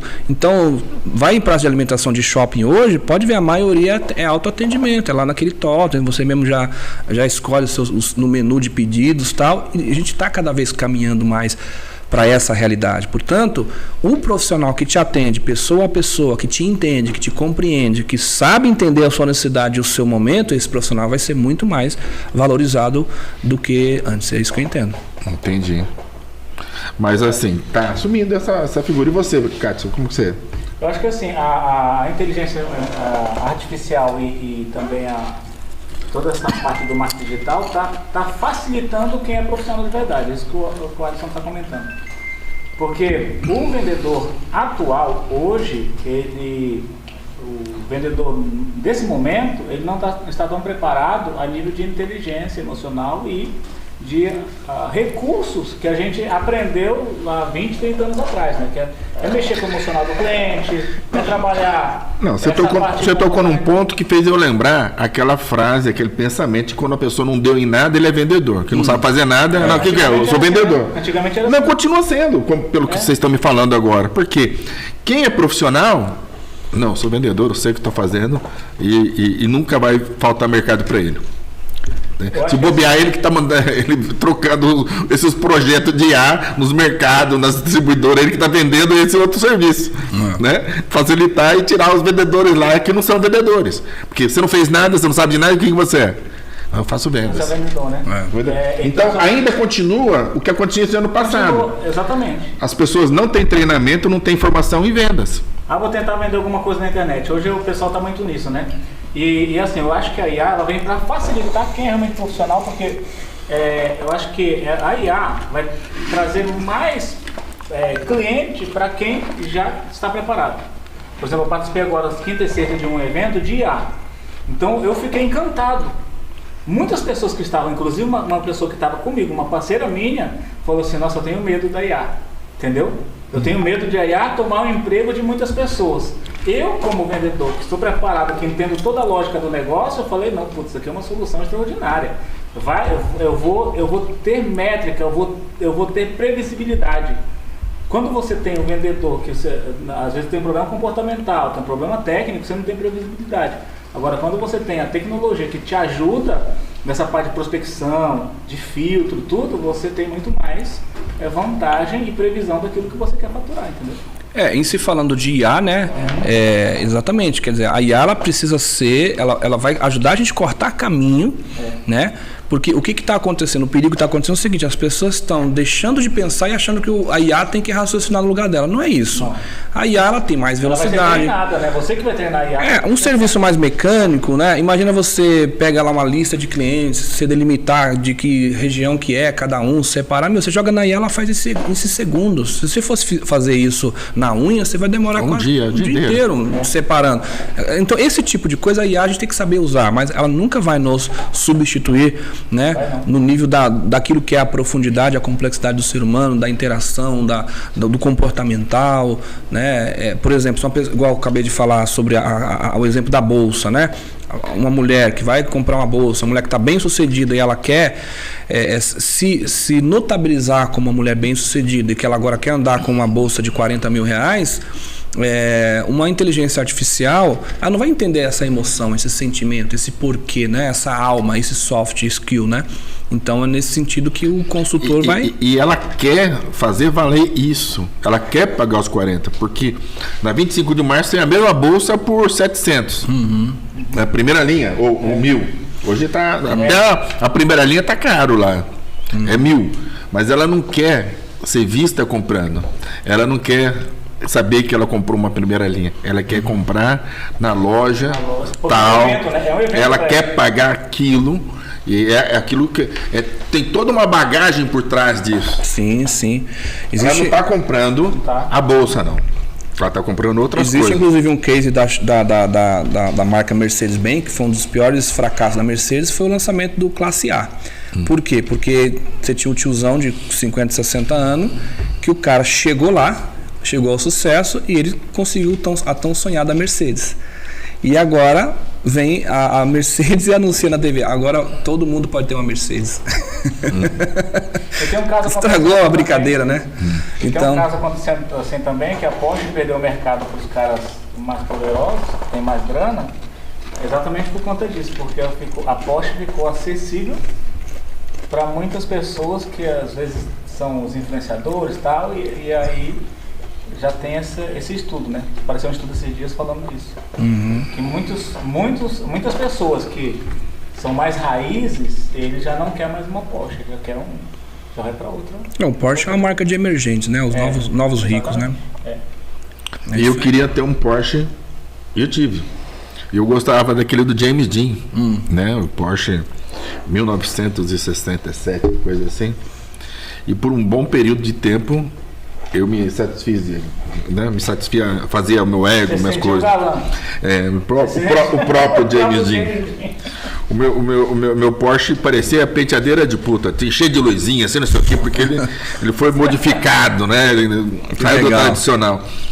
E teve um momento que vocês falam que ele não fez mais sentido para mim. Por causa da minha idade, por causa de tudo, só que não era automático. É que seu ponto G mudou de lugar. Meu ponto G mudou de lugar. E as pessoas não sabiam disso, só eu. Né? E daí eu senti a necessidade de ser tudo automático. Eu não queria pôr mais capota, que era capota de lona, você colocava, né? Era tudo mecânico. Então chegou um momento que eu tive que vender. Foi difícil eu vender, porque eu tinha uma afetividade por ele muito grande. Aqui em São Paulo, e aqui em São Paulo eu tenho muito carro e eu não tenho onde deixar. Então estava estragando, não estava usufruindo, né? E estava mantendo lá e não tinha onde deixar realmente. Então eu acabei vendendo. Essa foi uma das razões. Isso aí. Mas vai mudando a sua percepção também ao longo do tempo. Vai mudando os significados, os valores. A subjetividade, né, daquilo ali, né? Vai mudando, né? É um outro significado, né? o carro em si.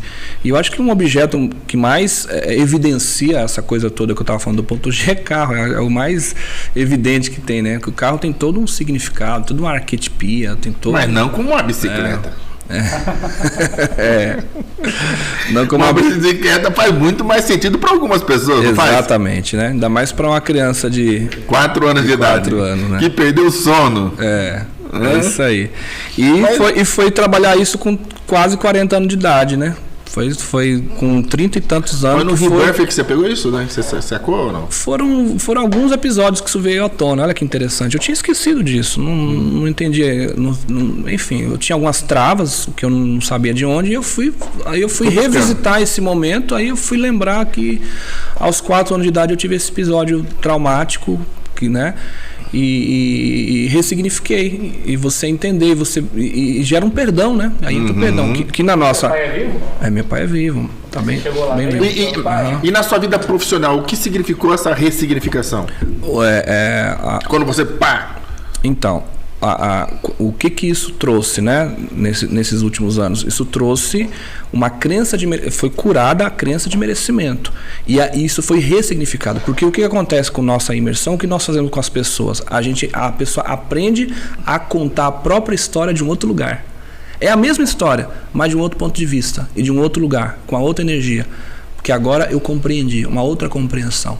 Então esse autoconhecimento, essa compreensão nova, esse outro lugar de onde agora você foi lá, revisitou aquele momento, ressignificou, olhou de um outro ângulo, né? Compreendeu aquilo, curou, né? E agora você não traz mais aquilo como trauma. É uma história que você conta agora de forma leve, rindo, brincando, porque esse é um dos indícios de que ocorreu a cura. Quando você conta a mesma história, mas agora você não sente mais aquela dor, pra você ter uma noção, quando eu revisitei isso, parece uma bobagem, né? Com 30 e tantos anos, eu chorava igual um bebezinho quando eu voltei nesse momento. Porque você realmente volta naquele momento para você reviver aquela situação. Sim. Para você ter a oportunidade de agora trabalhá-la, né? Porque aí você vai lá consciência. Você vai na sua criança interior, você vai conversar com a sua criança, você vai lá e falar para o você de 4 anos e falar assim, fica tranquilo, é que o seu pai não entendia, mas deu tudo certo, viu? A gente cresceu, a gente se virou e tá tudo bem. Agora a gente pode comprar não uma bicicleta, a gente pode comprar uma loja de bicicleta se a gente quiser. É isso aí. Deu tudo certo. Então é mais ou menos por aí. E são coisas sutis, viu? São coisas sutis. Então, assim, quem tá captando isso que a gente tá falando e tá entendendo, igual você falou, quanto custa uma imersão dessa? Olha, pelo valor que a gente oferece, o investimento é irrisório. É irrisório para você praticamente salvar a sua história. Para você. Me fala um pouquinho, fala o cronograma disso. Eu quero que meus espectadores vão lá e é uma surpresa que vai acontecer, que muitas vezes o treinamento é uma surpresa. Me fala lá, o receptivo chegou na sexta-feira, que hora que é o momento da chegada, a apresentação de tudo que vai acontecer até domingo, o que acontece na sexta, o que acontece no sábado, que hora que eu sou dispensado no domingo, com o que é fechado a chave de ouro, se você dá certificado, o cara participou ou não, como que funciona isso daí? Fala um pouco mais do treinamento. Certificado então, não. E a sua cronograma de trabalho. Tá, o cronograma exato a gente não consegue dar aqui, mas é assim, até porque varia de acordo com o grupo, tá? A gente vai sentir o grupo, que existe toda uma pré-pesquisa antes da gente trazer as pessoas, a gente vai meio que a montagem da imersão, ela é meio que padronizada, não é padronizada, aliás, ela é personalizada para aquele grupo. Então, se eu percebo que tem mais pessoas precisando de X situação, eu vou usar as ferramentas mais para aquele lado. Se são mais mulheres, se são mais homens... Como você percebe isso? Depende da necessidade prática mesmo. Por exemplo, de repente eu estou fazendo para um grupo... Na entrevista tem... Se tem mais casados, se tem mais solteiro, idade, se são mais profissionais, se são pessoas que é de uma comunidade religiosa. Por aí a gente percebe aonde que está mais as travas das pessoas e para onde que as pessoas estão mais buscando. Vai ter uma pré-pesquisa, a pessoa vai responder o que ela está buscando, qual é o maior sonho dela, qual é o maior bloqueio que ela tem, qual é a maior trava emocional. A gente vai entender isso. Existe isso. A gente compreende melhor quem é esse público para a gente trabalhar as ferramentas necessárias para aquele grupo mais especificamente. É muito parecido um do outro, mas tem coisas mais específicas. Então, a galera chega lá, vamos colocar que seja sábado, domingo, de manhã, a gente vai ter uma integração, a gente vai ter uma recepção, a gente vai ter a gente vai trabalhando coisas mais leves, né? Até que já chegando ali perto do almoço, a gente tem alguma dinâmica já mais emocional, mais de alto impacto. Então a gente tem de manhã uma fundamentação, a gente vai fundamentar teoricamente, mostrar para as pessoas o que é a trava emocional, o que é o bloqueio, o que é a ferida, de onde veio, por que veio, por que é, por que não é, dar exemplos, não sei o que. Quando aquilo está fundamentado, a gente vem e explica como que vai ser a dinâmica e aplica uma dinâmica, né? Pode ser um rebirth, pode ser, né? É uma dinâmica que não é das mais pesadas, mais leve, 10, 11 horas da manhã. Aí vem almoço, volta, né? De tarde de novo, a gente outra fundamentação, faz outra aplicação de uma ou duas dinâmicas de alto impacto também, né? Vai para casa, todo mundo já sai, aí tem toda uma egrégora, né? Porque as pessoas já entram já naquele clima. Aliás, corrigindo, não vai para casa, é um hotel que as pessoas já ficam lá de sábado para domingo. Vai dormir, acorda, a ideia é exatamente a pessoa não voltar para a vida normal, é a pessoa estar ali realmente meditando naquilo que ela está fazendo, absorvida, mergulhada naquilo, por isso que chama imersão, mergulhada naquela situação. Começa o domingo, já todo mundo já começou a se entrosar, já teve dinâmicas no dia anterior, etc, né? E a gente vai fazendo dinâmica, a gente trabalha as 4 emoções, tem alegria, medo, tristeza, raiva, né? Tem a quebra da madeira, às vezes pode ter firewalker, depende do que a gente sentir ali na hora, do que vai valer a pena, mas principalmente a gente trabalha o rebirth, a gente trabalha a roda de cura, a gente trabalha o heart coherence, que é o alinhamento de corpo e cérebro, a gente trabalha com respiração e não tem como a pessoa sair de lá no domingo à noite da mesma forma que... domingo à noite que termina. Começa sábado de manhã, termina domingo à noite. Em alguns casos, sexta à noite, mas geralmente o que acontece... Sexta à noite não. Sexta à noite começa, a pessoa já dorme lá, começa sábado e vai até domingo. Mas o miolo mesmo do que vai acontecer é sábado e domingo, né? Então a sexta é mais uma integração, Isso. É uma coisa bem leve ali para a pessoa já entrar no clima e já preparar a pessoa para sábado de manhã já estar pronta para iniciar essa pequena jornada com a gente. Mas é fantástico, é incrível, é maravilhoso, só quem vivenciou. Tem a filosofia do sucesso lá ou não? Não, a gente não utilizamos. Eu não sei, para alguns grupos específicos a gente pode até utilizar ela também, mas não é nesse foco aí. Não é esse foco, não. Não é esse foco. Até porque eu vou ter pessoas é um grupo heterogêneo, né? Então você tem ali médico, você tem advogado, você tem psicólogo, você tem donas de casa, tudo junto ali. Então não são necessariamente pessoas que estão ali buscando desbloqueio emocional para venda. Pode ser também, se o grupo for esse grupo, não é? Mais homogêneo nesse sentido, mas geralmente são grupos heterogêneos que estão entendendo que, cara, eu estou aqui com meus 45 anos de idade e não vivi os meus sonhos, eu estou vendo que eu estou envelhecendo e minha vida está passando e eu tenho umas paradas meio malucas que eu não estou sabendo o que está acontecendo, estou começando a ficar desanimado da vida, estou depressivo, estou perdendo a graça da vida. A pessoa que se interessou, ela procura onde esse treinamento? Instagram, @Instituto Alisson Ribeiro. Alisson é com N de navio, 2 S. Alisson sem H. Instituto Alisson. Tá na tela aí hoje, tudo mais. Se quiser também me chamar lá no direct do Instagram, também pro HMI, não sei como é que você quer entregar. O que significa o HMI? É o Human Master Intervention, né? Que é o processo de você ter uma maestria humana, tá? Então é a maestria humana, é isso que quer dizer, é você entender mais de você, ter mais autoconhecimento. E vem um pacote de informação. Um pacote de informação, vai falar... Então é só chamar lá no Instagram, Alisson Ribeiro. Instituto Alisson Ribeiro. O Instituto Alisson Ribeiro não tem também um site? Tem, por acaso, estou com probleminha técnico no meu site lá, mas é alissonribeiro.com.br. Mas ontem eu percebi que está com probleminha técnico. Se alguém for entrar agora, vai dar isso. Mas pode anotar o site e entrar amanhã que vai estar ok. alissonribeiro.com.br. Mas por enquanto. Chama no direct, fala que assistiu o H2. Eu quero um voucher para o HMI. Fala que assistiu o H2. Assistiu o H2 e quero um teste comportamental HMI que eu libero o voucher. A Clecinha da Bahia já fez o negócio que ela tá pedindo dela aí, viu? Ela já fez aqui, eu já vi. Já viu? E... vai lá, só digita HMI. Os primeiros 10 já ganhou. Você já fez esse teste, o Katson? Ele já me deu, eu não só acredito que eu não fiz ainda. Katson, sem vergonha, né? Ele tem o voucher e não preencheu. Ele não tirou meia hora para preencher. Sabe por quê? Ele tá com preocupação de saber se vai revelar a orientação sexual dele. Ele revela. Mas não revela, viu, Katson, isso aí. Não, né? Esse questionário, antigamente era só feito por psicólogos, né? Para a empresa. É muito usado ainda para para departamento pessoal, para o RH de empresas, porque aquilo que eu estava falando, uma coisa é você admitir uma pessoa que é para uma área onde o nível de extroversão dela vai ser muito positivo. Agora você pega, olha que coisa diferente. Uma coisa é um vendedor externo. Sabe aqueles vendedores que fica na 25 de março lá, que te cata pelo cangote lá no meio da rua e te leva para dentro da loja? Um cara daquele tem um perfil comportamental específico para aquela função.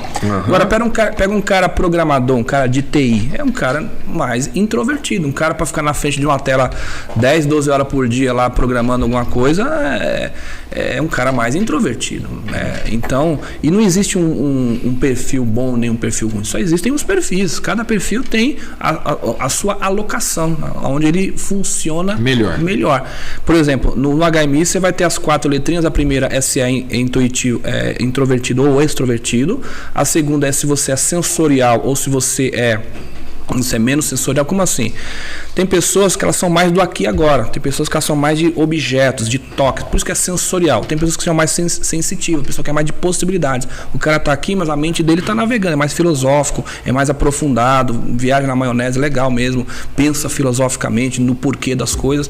Já o cara que é mais sensorial, é mais do aqui e agora, de organizar as coisas, de fazer acontecer na parte prática. Você tem você tem a pessoa que é mais racional e mais emocional. Por exemplo, você é um patrão, você vai demitir uma pessoa, você só pensa o seguinte: essa pessoa não está dando resultado para a empresa, não está valendo a pena, está dando prejuízo, pronto, está demitido. Já o emocional, ele vai pensar assim: cara, esse cara tem família, esse cara comprou apartamento, ainda está pagando, deixa eu dar mais uma chance. É o mais emocional. E por fim tem P ou J. O J é julgador e o P é perceptivo. Julgador, mas não é bem a palavra julgador, não. O julgador, acho que essa palavra de ser planejador. Imagina uma pessoa que vai viajar. Tem pessoas que para viajar, o cara ele tem que marcar com 3, 4 meses de antecedência. Ele vai olhar no mapa, ele vai ver o clima, ele vai ver a comida do local, enfim, ele tem que saber tudo e mais um pouco do destino e se programar com muita antecedência e ter muita clareza do passo a passo que vai acontecer para ele poder decidir pela viagem. Esse é o julgador. É uma pessoa mais pé no chão, mais programadora. E agora, o perceptivo, que eu também gosto de chamar de porra louca, é o cara que decide viajar de manhã e de tarde ele vai lá, joga uma tuta de roupa do guarda-roupa na mala e compra o primeiro voo que achar e vai. Eu sou um misto disso daí. Quando ele chega no destino é que ele vai reservar hotel. Eu sou o meio misto. Eu falo assim: eu tenho um compromisso, tal dia eu vou pra lá. Mas eu nem ligo. Eu vou fazer uma festa, um evento, eu tô lá. Deixa pra última hora. Eu deixo pra última hora e eu sei o que vai acontecer, porque eu acho que é tudo simples fazer esse tipo de atividade. Né? Eu já me às vezes não acontece por causa que eu acho, mas o dono do hotel não achou o dia ter reservado com 3, 4 meses de antecedência. Eu já me ferrei com isso, cara. Mas daí aconteceu. Na hora acontece alguma coisa e a vaga abre pra mim, eu não sei o que, e dá certo. Eu sei que eu vou viajar aquele dia, eu sei que vai acontecer, eu vou fazer aquela festa, aquele evento que eu falei que vou fazer e pronto. Em 2023 eu viajei pra uma cidade e não reservei hotel. Eu cheguei nessa cidade, era 1h30 da manhã. Quando eu chego lá, não acho hotel, não acho. E os que eu achava era um valor absurdo, muito acima do que eu estava disposto a pagar. E, cara, pra eu conseguir parar, eu tive que dormir num motelzinho de um lugar que era uma boca de fumo, que lugar que era usado como puteiro mesmo. Um motelzinho foi o único lugar que eu consegui amanhecer o dia ali. Me ferrei, porque eu deixei para reservado de última hora. Era um lugar que estava tendo eventos naquela semana e tal, e estava tudo muito caro e muito restrito e sem vagas e tal. Então a gente corre esse risco também. Claro. Mas eu sou esse cara aí do P, eu deixo as coisas para última hora. Aconteceu hoje, cara. Esse é um exemplo prático aqui. O Cássio, 3 horas da tarde, falou: você pode estar lá no podcast às 5h30? Né? O cara que é J, ele ia falar: não, não dá, a gente não marcou nada, eu não me preparei, eu não tenho conteúdo. Eu não, filho, do jeito que eu tô. Eu sei o que eu vou falar? O que eu sei falar, eu sei, o que eu não sei, tá tudo certo. Eu vou falar o que eu sei. O cara que é mais J, ele vai ter que programar um script, saber, não sei o que, planejar, ver no mapa onde que chega, como que chega, se vai de carro, se tem estacionamento, quanto custa o estacionamento.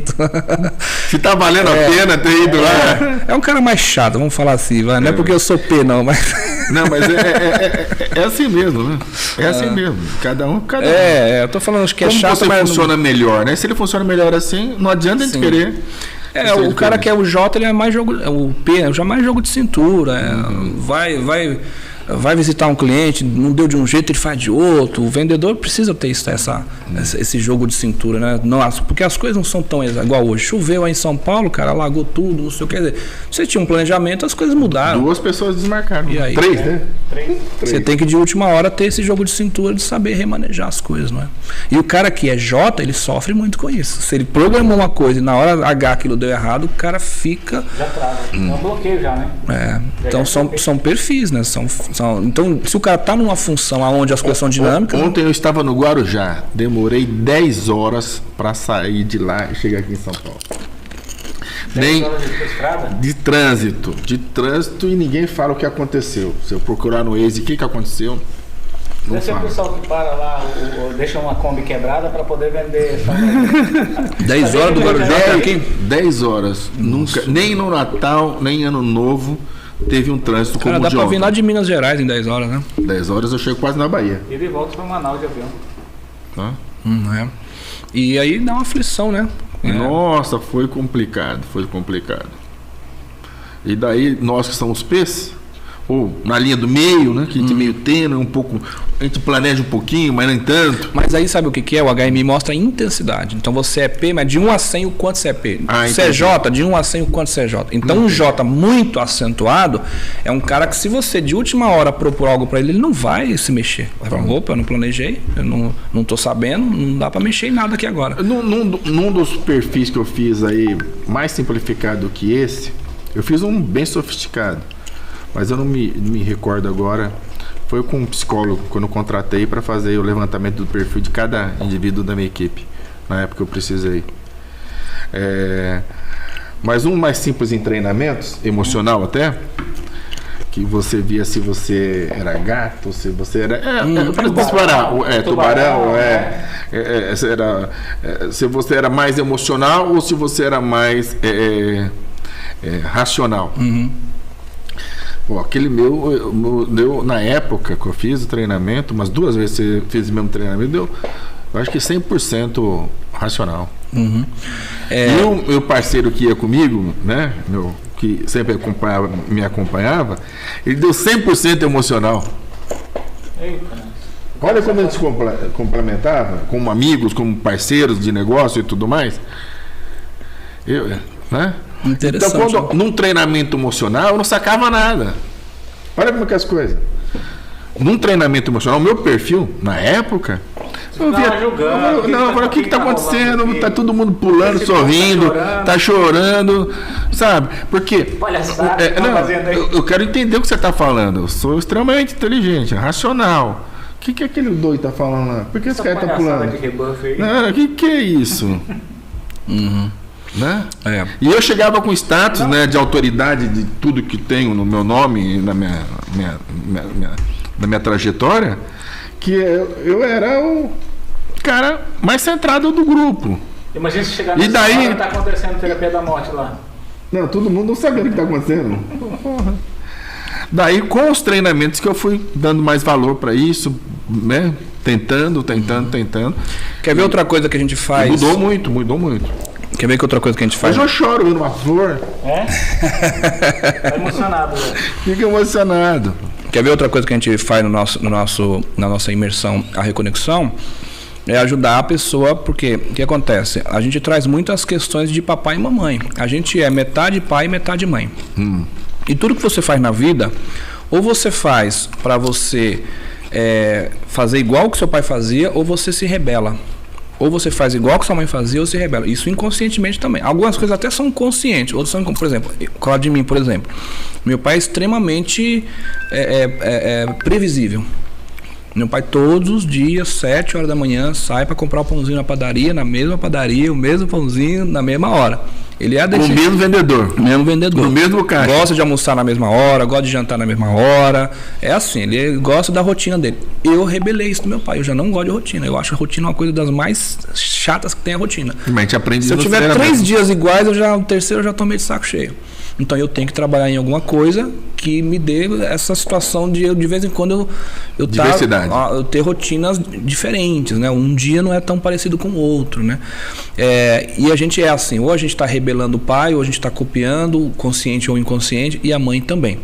E nesse processo, o que acontece? A questão da prosperidade. Você viu a vida toda seu pai, você nunca viu seu pai ter grana. Ou você vai rebelar isso, né? Você fala, eu não quero ser igual ao meu pai, eu quero ter grana. Ou então você vai inconsciente copiar. E quando você pensa que não, você já está com 40 anos de idade, você está sem grana e queria ter, mas por acaso que você vai perceber, peraí, é mesmo, eu tô igual ao meu pai, eu lido com o dinheiro igual ao meu pai, eu enxergo o dinheiro igual ao meu pai, eu percebo merecimento sobre dinheiro igual ao meu pai, eu tenho medo de ganhar dinheiro igual ao meu pai. E isso aconteceu inconscientemente, eu aprendi com ele. Então nessa imersão não dá tempo de fazer completo, tá? Mas na mentoria, por exemplo, a gente tem um processo onde a pessoa vai preencher 28 páginas sobre a mãe e 28 páginas sobre o pai, só para ela se conscientizar de onde que ela tirou cada comportamento que ela tem. Você é arrogante? Mas onde a mentoria é quase um coaching de vida. Sim. Tipo assim, você é um cara arrogante. Essa sua arrogância, ou você trouxe da sua mãe ou do seu pai, ou rebelando ou copiando. Você é super humilde, ou você é uma pessoa autoritária. Pode ter certeza, ou você copiou ou rebelou de um dos dois, do teu pai e da tua mãe. É sempre assim. Então, isso quando traz para o nível da consciência, né? E aí você tem aquela música do Renato Russo, você culpa seus pais por tudo. Olha que absurdo, né? São crianças como você. E você? O que você vai ser quando você crescer? Né? São crianças como você. Então, assim, você vai ver. Aí, a gente chega no nível, cara, de a gente ajudar você. E eu vou de novo aqui revelar outra coisa que aconteceu comigo. A minha mãe, por exemplo, tem uma dificuldade enorme de elogiar os próprios filhos. Eu, por exemplo, da família, fui o primeiro a entrar na faculdade. Minha mãe não falou parabéns porque você entrou na faculdade. Eu fiquei muito chateado com isso. Na época eu não entendia. Depois eu fui o primeiro a comprar um carro zero. Ela também não falou parabéns por causa do carro zero. Isso eu tinha 20 e poucos anos lá e tal. E até que numa dessas imersões é que a gente tem uma dinâmica onde você visita a criança da sua mãe. Você vai lá na infância da sua mãe e conversar com a menininha que um dia vai ser sua mãe. E aí eu fui ver, falei, minha mãe nasceu na roça, no interior de Minas. Casal super humilde, os pais dela. E ela tinha, sabe quantos irmãos? 13. 13 irmãos e ela era do meio. Aí eu te pergunto, você acha que uma menina de 12 anos, de 10 anos, 12 anos, na roça, lá nos anos 60, né, com 13 irmãos, você acha que essa menina foi vista? Você acha que ela foi validada? Você acha que ela foi... Ela soube o que significava a palavra parabéns? Nunca. Então ela cresceu o quê? Com esse vácuo, né? Ela não foi validada, ela não foi olhada, ela não foi vista, ela não foi parabenizada, ela não foi reconhecida. Portanto, ela não pôde dar aquilo que ela não teve, né? Então, como é que ela vai parabenizar? Como é que ela vai entender de tudo isso? A importância que isso tem? Ela traz isso como o quê? Como uma trava emocional. Ela tem essa trava de não conseguir elogiar porque ela nunca recebeu. Então, ela não pode dar. Mas ela poderia ter rebelado também. Ela poderia ser uma mãe extremamente parabenizadora exatamente porque ela não recebeu. Mas ela copiou o comportamento dos pais de onde que ela bebeu daquela fonte. E a maioria das vezes a gente acaba copiando mesmo, né? Sim. Então a gente cresce, se desenvolve e a gente é nosso pai, a gente é nossa mãe, em tudo, né? Então, nesse nível, por isso que você estava perguntando, o que a sua imersão tem de diferente? A gente vai nesse nível de mais profundidade, de trazer esse processo de conscientização. E aí, deixa eu só corrigir, que você perguntou o que é o HMI, na hora me deu um certo branco. Eu falei, acho que é errado. É Human Master Indicator, indicador de maestria humana, tá? É Human Master Indicator. Indicador de maestria humana, de maestria humana, tá, que é o HMI. Aquele o americano lá, Tony Robbins? Não. Ele era hipnólogo, de uma seita religiosa, virou uma seita. Virou uma seita? Depois virou uma religião que o John Travolta pertence, não sei o que. Cinesteologia, alguma coisa assim. Cinesteologia. Um negócio assim, Mas a gente não tem a ver com isso. Não é uma ferramenta dele, não? Mas aqui eu e o Katz a gente tá pra montar uma religião, né? Nós vamos cobrar o trízimo, né, Katz? Vamos cobrar o trízimo e dar desconto. Não é uma ferramenta dessa não cinesiologia. Não tem nada a ver, absolutamente. Como que é o nome dele? Eles chegaram a vir no meu programa no passado, o representante deles. Eu já vi alguma coisa, não vou lembrar agora o nome, não, mas já vi alguma coisa. O Mastermind não, né? Não é. Ele é bom. Cinesteologia. Então, me fala uma coisa. E o que é os DDD mesmo? Você está falando? Um é descoberta, que aí é autoconhecimento. A descoberta. Desbloquear, então quando você descobre que você tem um determinado bloqueio, aí você vai trabalhar o desbloqueio. E quando você desbloqueia, você decola. É decolar, né? Uhum. Aí é decolar, é quando a vida começa a fluir, você começa a realizar, abundância. Aí a abundância, aí vai realizar os sonhos e tal, né? Hoje você trabalha com quais empresas? Qual que você está no... Você vive do que hoje? Eu tenho ainda a minha empresa de colchões terapêuticos. A gente, de vez em quando eu estou por aí, se você me procurar, você vai me ver no SBT falando de colchão, vai me ver no programa Mulheres, na TV Gazeta, na Paulista. Tá no YouTube ligado ao nosso parceiro Highflex. Né? Meu amigo, é uma empresa só ou você tem várias? Você trabalha com franquia? Assim, a Highflex é uma das melhores marcas hoje do mercado. Um abraço, Viana, depois você me paga um café. É uma das melhores marcas de colchões terapêuticos do mercado hoje, está na mídia aí, né? Enfim. E a Highflex, ela tem uma fábrica, e essa fábrica fabrica a própria marca Highflex e também terceiriza outras marcas. E dessas marcas que são terceirizadas, eu sou dono de uma, que é a Bem-Estar Natural. E aí eu tenho um veio de vendas ali só para Bem-Estar Natural. Eu tenho um canal de vendas. Você tem canal de vendas? Eu tenho um canal de vendas só para Bem-Estar Natural. Né? A gente tem anúncio no Google, tal, é mais específico, é uma linha mais específica. Né? Então eu tenho uma parceria com a Highflex e também tenho a minha própria marca. Você tem a loja física ou não? Não, loja física não, porque é um produto muito específico, muito nichado. Às vezes a pessoa não conhece tão bem, confunde com colchão tradicional. Então a gente nem quer muito misturar o nosso produto com o colchão tradicional. É um produto que é vendido no intralar. A gente agenda na casa do cliente, leva a demonstração e faz personalizado o atendimento. Você tem hoje uma equipe de venda para isso ou você ainda faz pessoalmente isso? Não, a equipe de vendas é da própria empresa, né? Eu ainda faço pessoalmente, mas eu também tenho os parceiros, onde eu tenho meu anúncio, um parceiro vai atender um anúncio meu, mas são parceiros, né? São terapeutas parceiros, não são ninguém empregado de ninguém. São parcerias que nós temos. Por exemplo, eu posso da sua marca? Da minha marca. Eu posso ter um anúncio, uma demanda, que o cliente está lá mais perto da casa do cara, você falou, cara, você atende esse cliente aí para mim, a gente faz a parceria, coisa do gênero. Ou porque eu estou sem tempo, porque eu estou fora. A gente tem essa comunhão aí. Por isso que o Carson brincou que é concorrente e parceiro, né? Porque é um mercado onde a gente dá para todo mundo transitar numa boa, tranquilamente, harmoniosamente. Hoje, qual o colchão mais sofisticado que você tem? Nós temos um colchão desse, chama-se Realeza, ele tem 36 centímetros de altura, é conectado com Alexa, comando de voz, tem conforto térmico. Se você está num lugar que é muito frio no inverno, você fala para o teu colchão para ele aquecer, ele aquece. E ele tem sistema de massagem que você também programa ali por comando de voz, né? E tem cromoterapia, a energia quântica, ele tem chip, né, que é o Power Chip, que ele alinha a frequência energética das células. É um aparelho de cuidados com a saúde que você aproveita as suas horas de sono para já é pitch de venda, né? Para cuidar do bem mais precioso que você tem, que é a sua saúde. E quanto que custa isso hoje? Esse colchão é um prêmio? É um prêmio, top de linha. Bom, se tem relógio de 300 mil reais, tem carro de 3 milhões, por que não pode ter um colchão de 40 mil, né? 40 mil reais. Então tem 30 e poucos, 40 mil, depende da medida. E na mesma linha aí eu vou tendo colchão de entrada, vamos dizer. Aí eu tenho até hoje a gente atende até pessoas que ganham salário mínimo, que pode fazer um crédito consignado e adquirir 3, 4 mil reais eu já tenho. Já tenho. Então de 3 mil a 40 mil.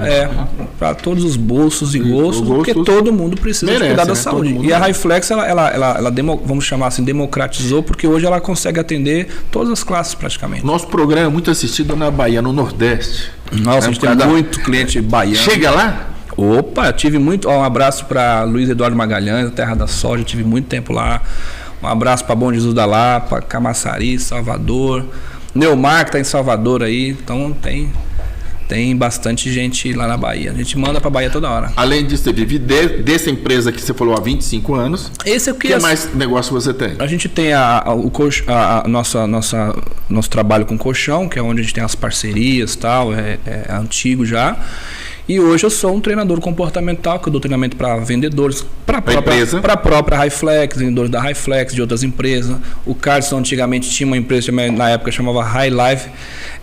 A gente deu muito treinamento lá na época, né, Carson? Na High Life, viajamos fazendo isso. E aí eu tenho essa paixão aí de ajudar as pessoas a se desbloquearem. Então hoje você está com a empresa de colchão e com a empresa de treinamento. A empresa de treinamento, que é o meu instituto, Instituto Alisson Ribeiro.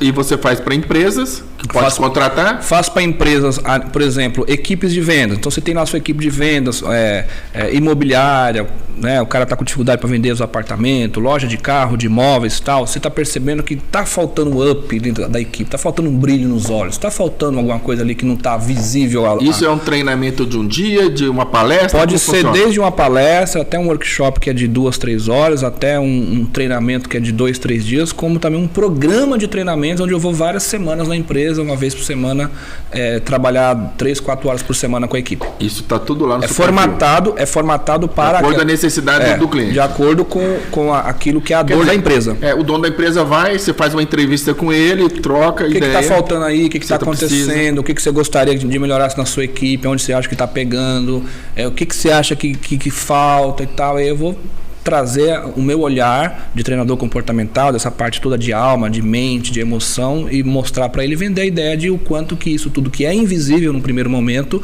pode ser transformador a nível de resultados para a equipe dele. Aí é por isso que você também tem os testes para mostrar para o empresário. Exatamente. De repente ele tem um vendedor ali que o cara não devia estar em vendas, o cara devia estar lá no crediário da loja, o cara podia estar fazendo alguma coisa de marketing digital para a empresa, porque é um cara que teria mais talento, seria melhor aproveitado ali, por exemplo, né? Uhum. E vice-versa, de repente ele tem uma pessoa que está lá no call center, ele podia estar em outra... Está na venda, né? Está na venda. Mas ninguém...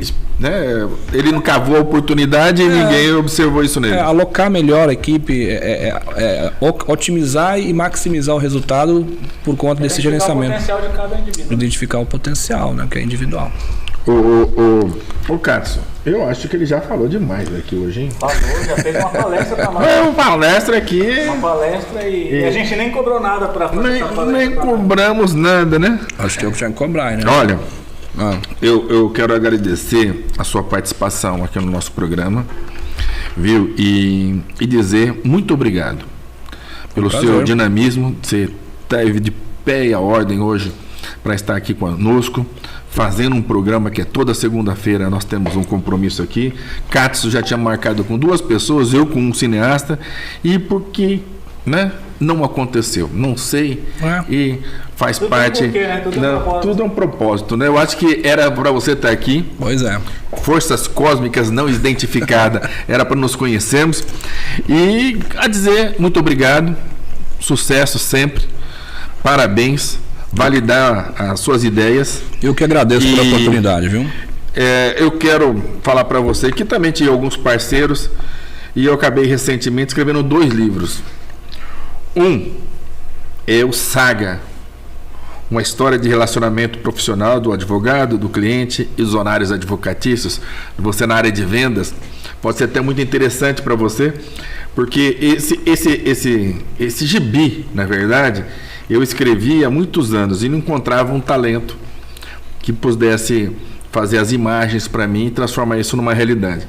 Eu escrevi junto com o Elkis Wabes, que é o desenhista, o cartunista desse livro, e é a história da minha vida como advogado na época que o fio de bigode era muito importante e funcionava tanto para o advogado quanto para o cliente. E existia muita lealdade, boa fé em tudo que se conversava verbalmente. Hoje o mundo mudou. Verdade. E mesmo tendo contrato, não são cumpridos. Então, nós estamos vivendo uma realidade muito nova com as inteligências artificiais que nós comentamos, com tudo, com as formações, né? Hoje nós falamos aí de jovens de 45 anos, não quer sair de casa e trabalhar, ter o seu primeiro emprego com 45 anos, porque não precisa, papai está cuidando ainda. Mas abrindo um parênteses no que você está falando, nessa época que você comenta, você perguntava para um jovem da USP por que ele veio para fazer direito, ele ia falar, porque eu quero mudar o mundo, eu quero fazer o mundo ser um mundo mais justo. Hoje você vai perguntar, ele vai falar, quero ganhar dinheiro. Quero ganhar dinheiro. Né? Tá nas suas mãos sagas. E legal. Katson, Jefferson Camilo. Eu não sei, eu vou presentear ali também. É importante, né? Agora aqui já é um romance. Viu, Alisson? Legal, hein? Vou presentear você com um romance também, que é as primeiras experiências que eu escrevi a duas mãos, que é com J. Rodrigues Vieira. Esse é um romancista já, é um escritor de renome, com várias obras, e se tornou meu parceiro porque ele me conheceu, sabe que eu sou apaixonado por São Paulo. Já tinha escrevido um filme, um romance chamado Dalma, mas eu não queria publicar porque eu queria que virasse tema de cinema, e virou. Uhum. Foi ele que fez para mim o roteiro do filme, chamado Dalma, e ele dividiu o meu livro, que não foi publicado também, em 3 capítulos, são 3 fases do Dalma, que é uma saga também, é uma sequência, e resolvemos escrever o Consequências, o limite entre o real e o imaginário na metrópole paulista, que eu passo às suas mãos também, que é um romance de 410 páginas, que é a história muito obrigado, viu? de São Paulo, ficcionada. E olha só, mais uma vez, agradecendo a sua participação aqui no nosso programa, Alisson. Eu quero deixar esses últimos momentos para você fazer o fechamento.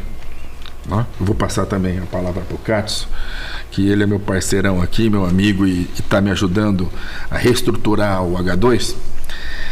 E ele é a referência que me trouxe você aqui. Então, mais uma vez, muito obrigado por tudo.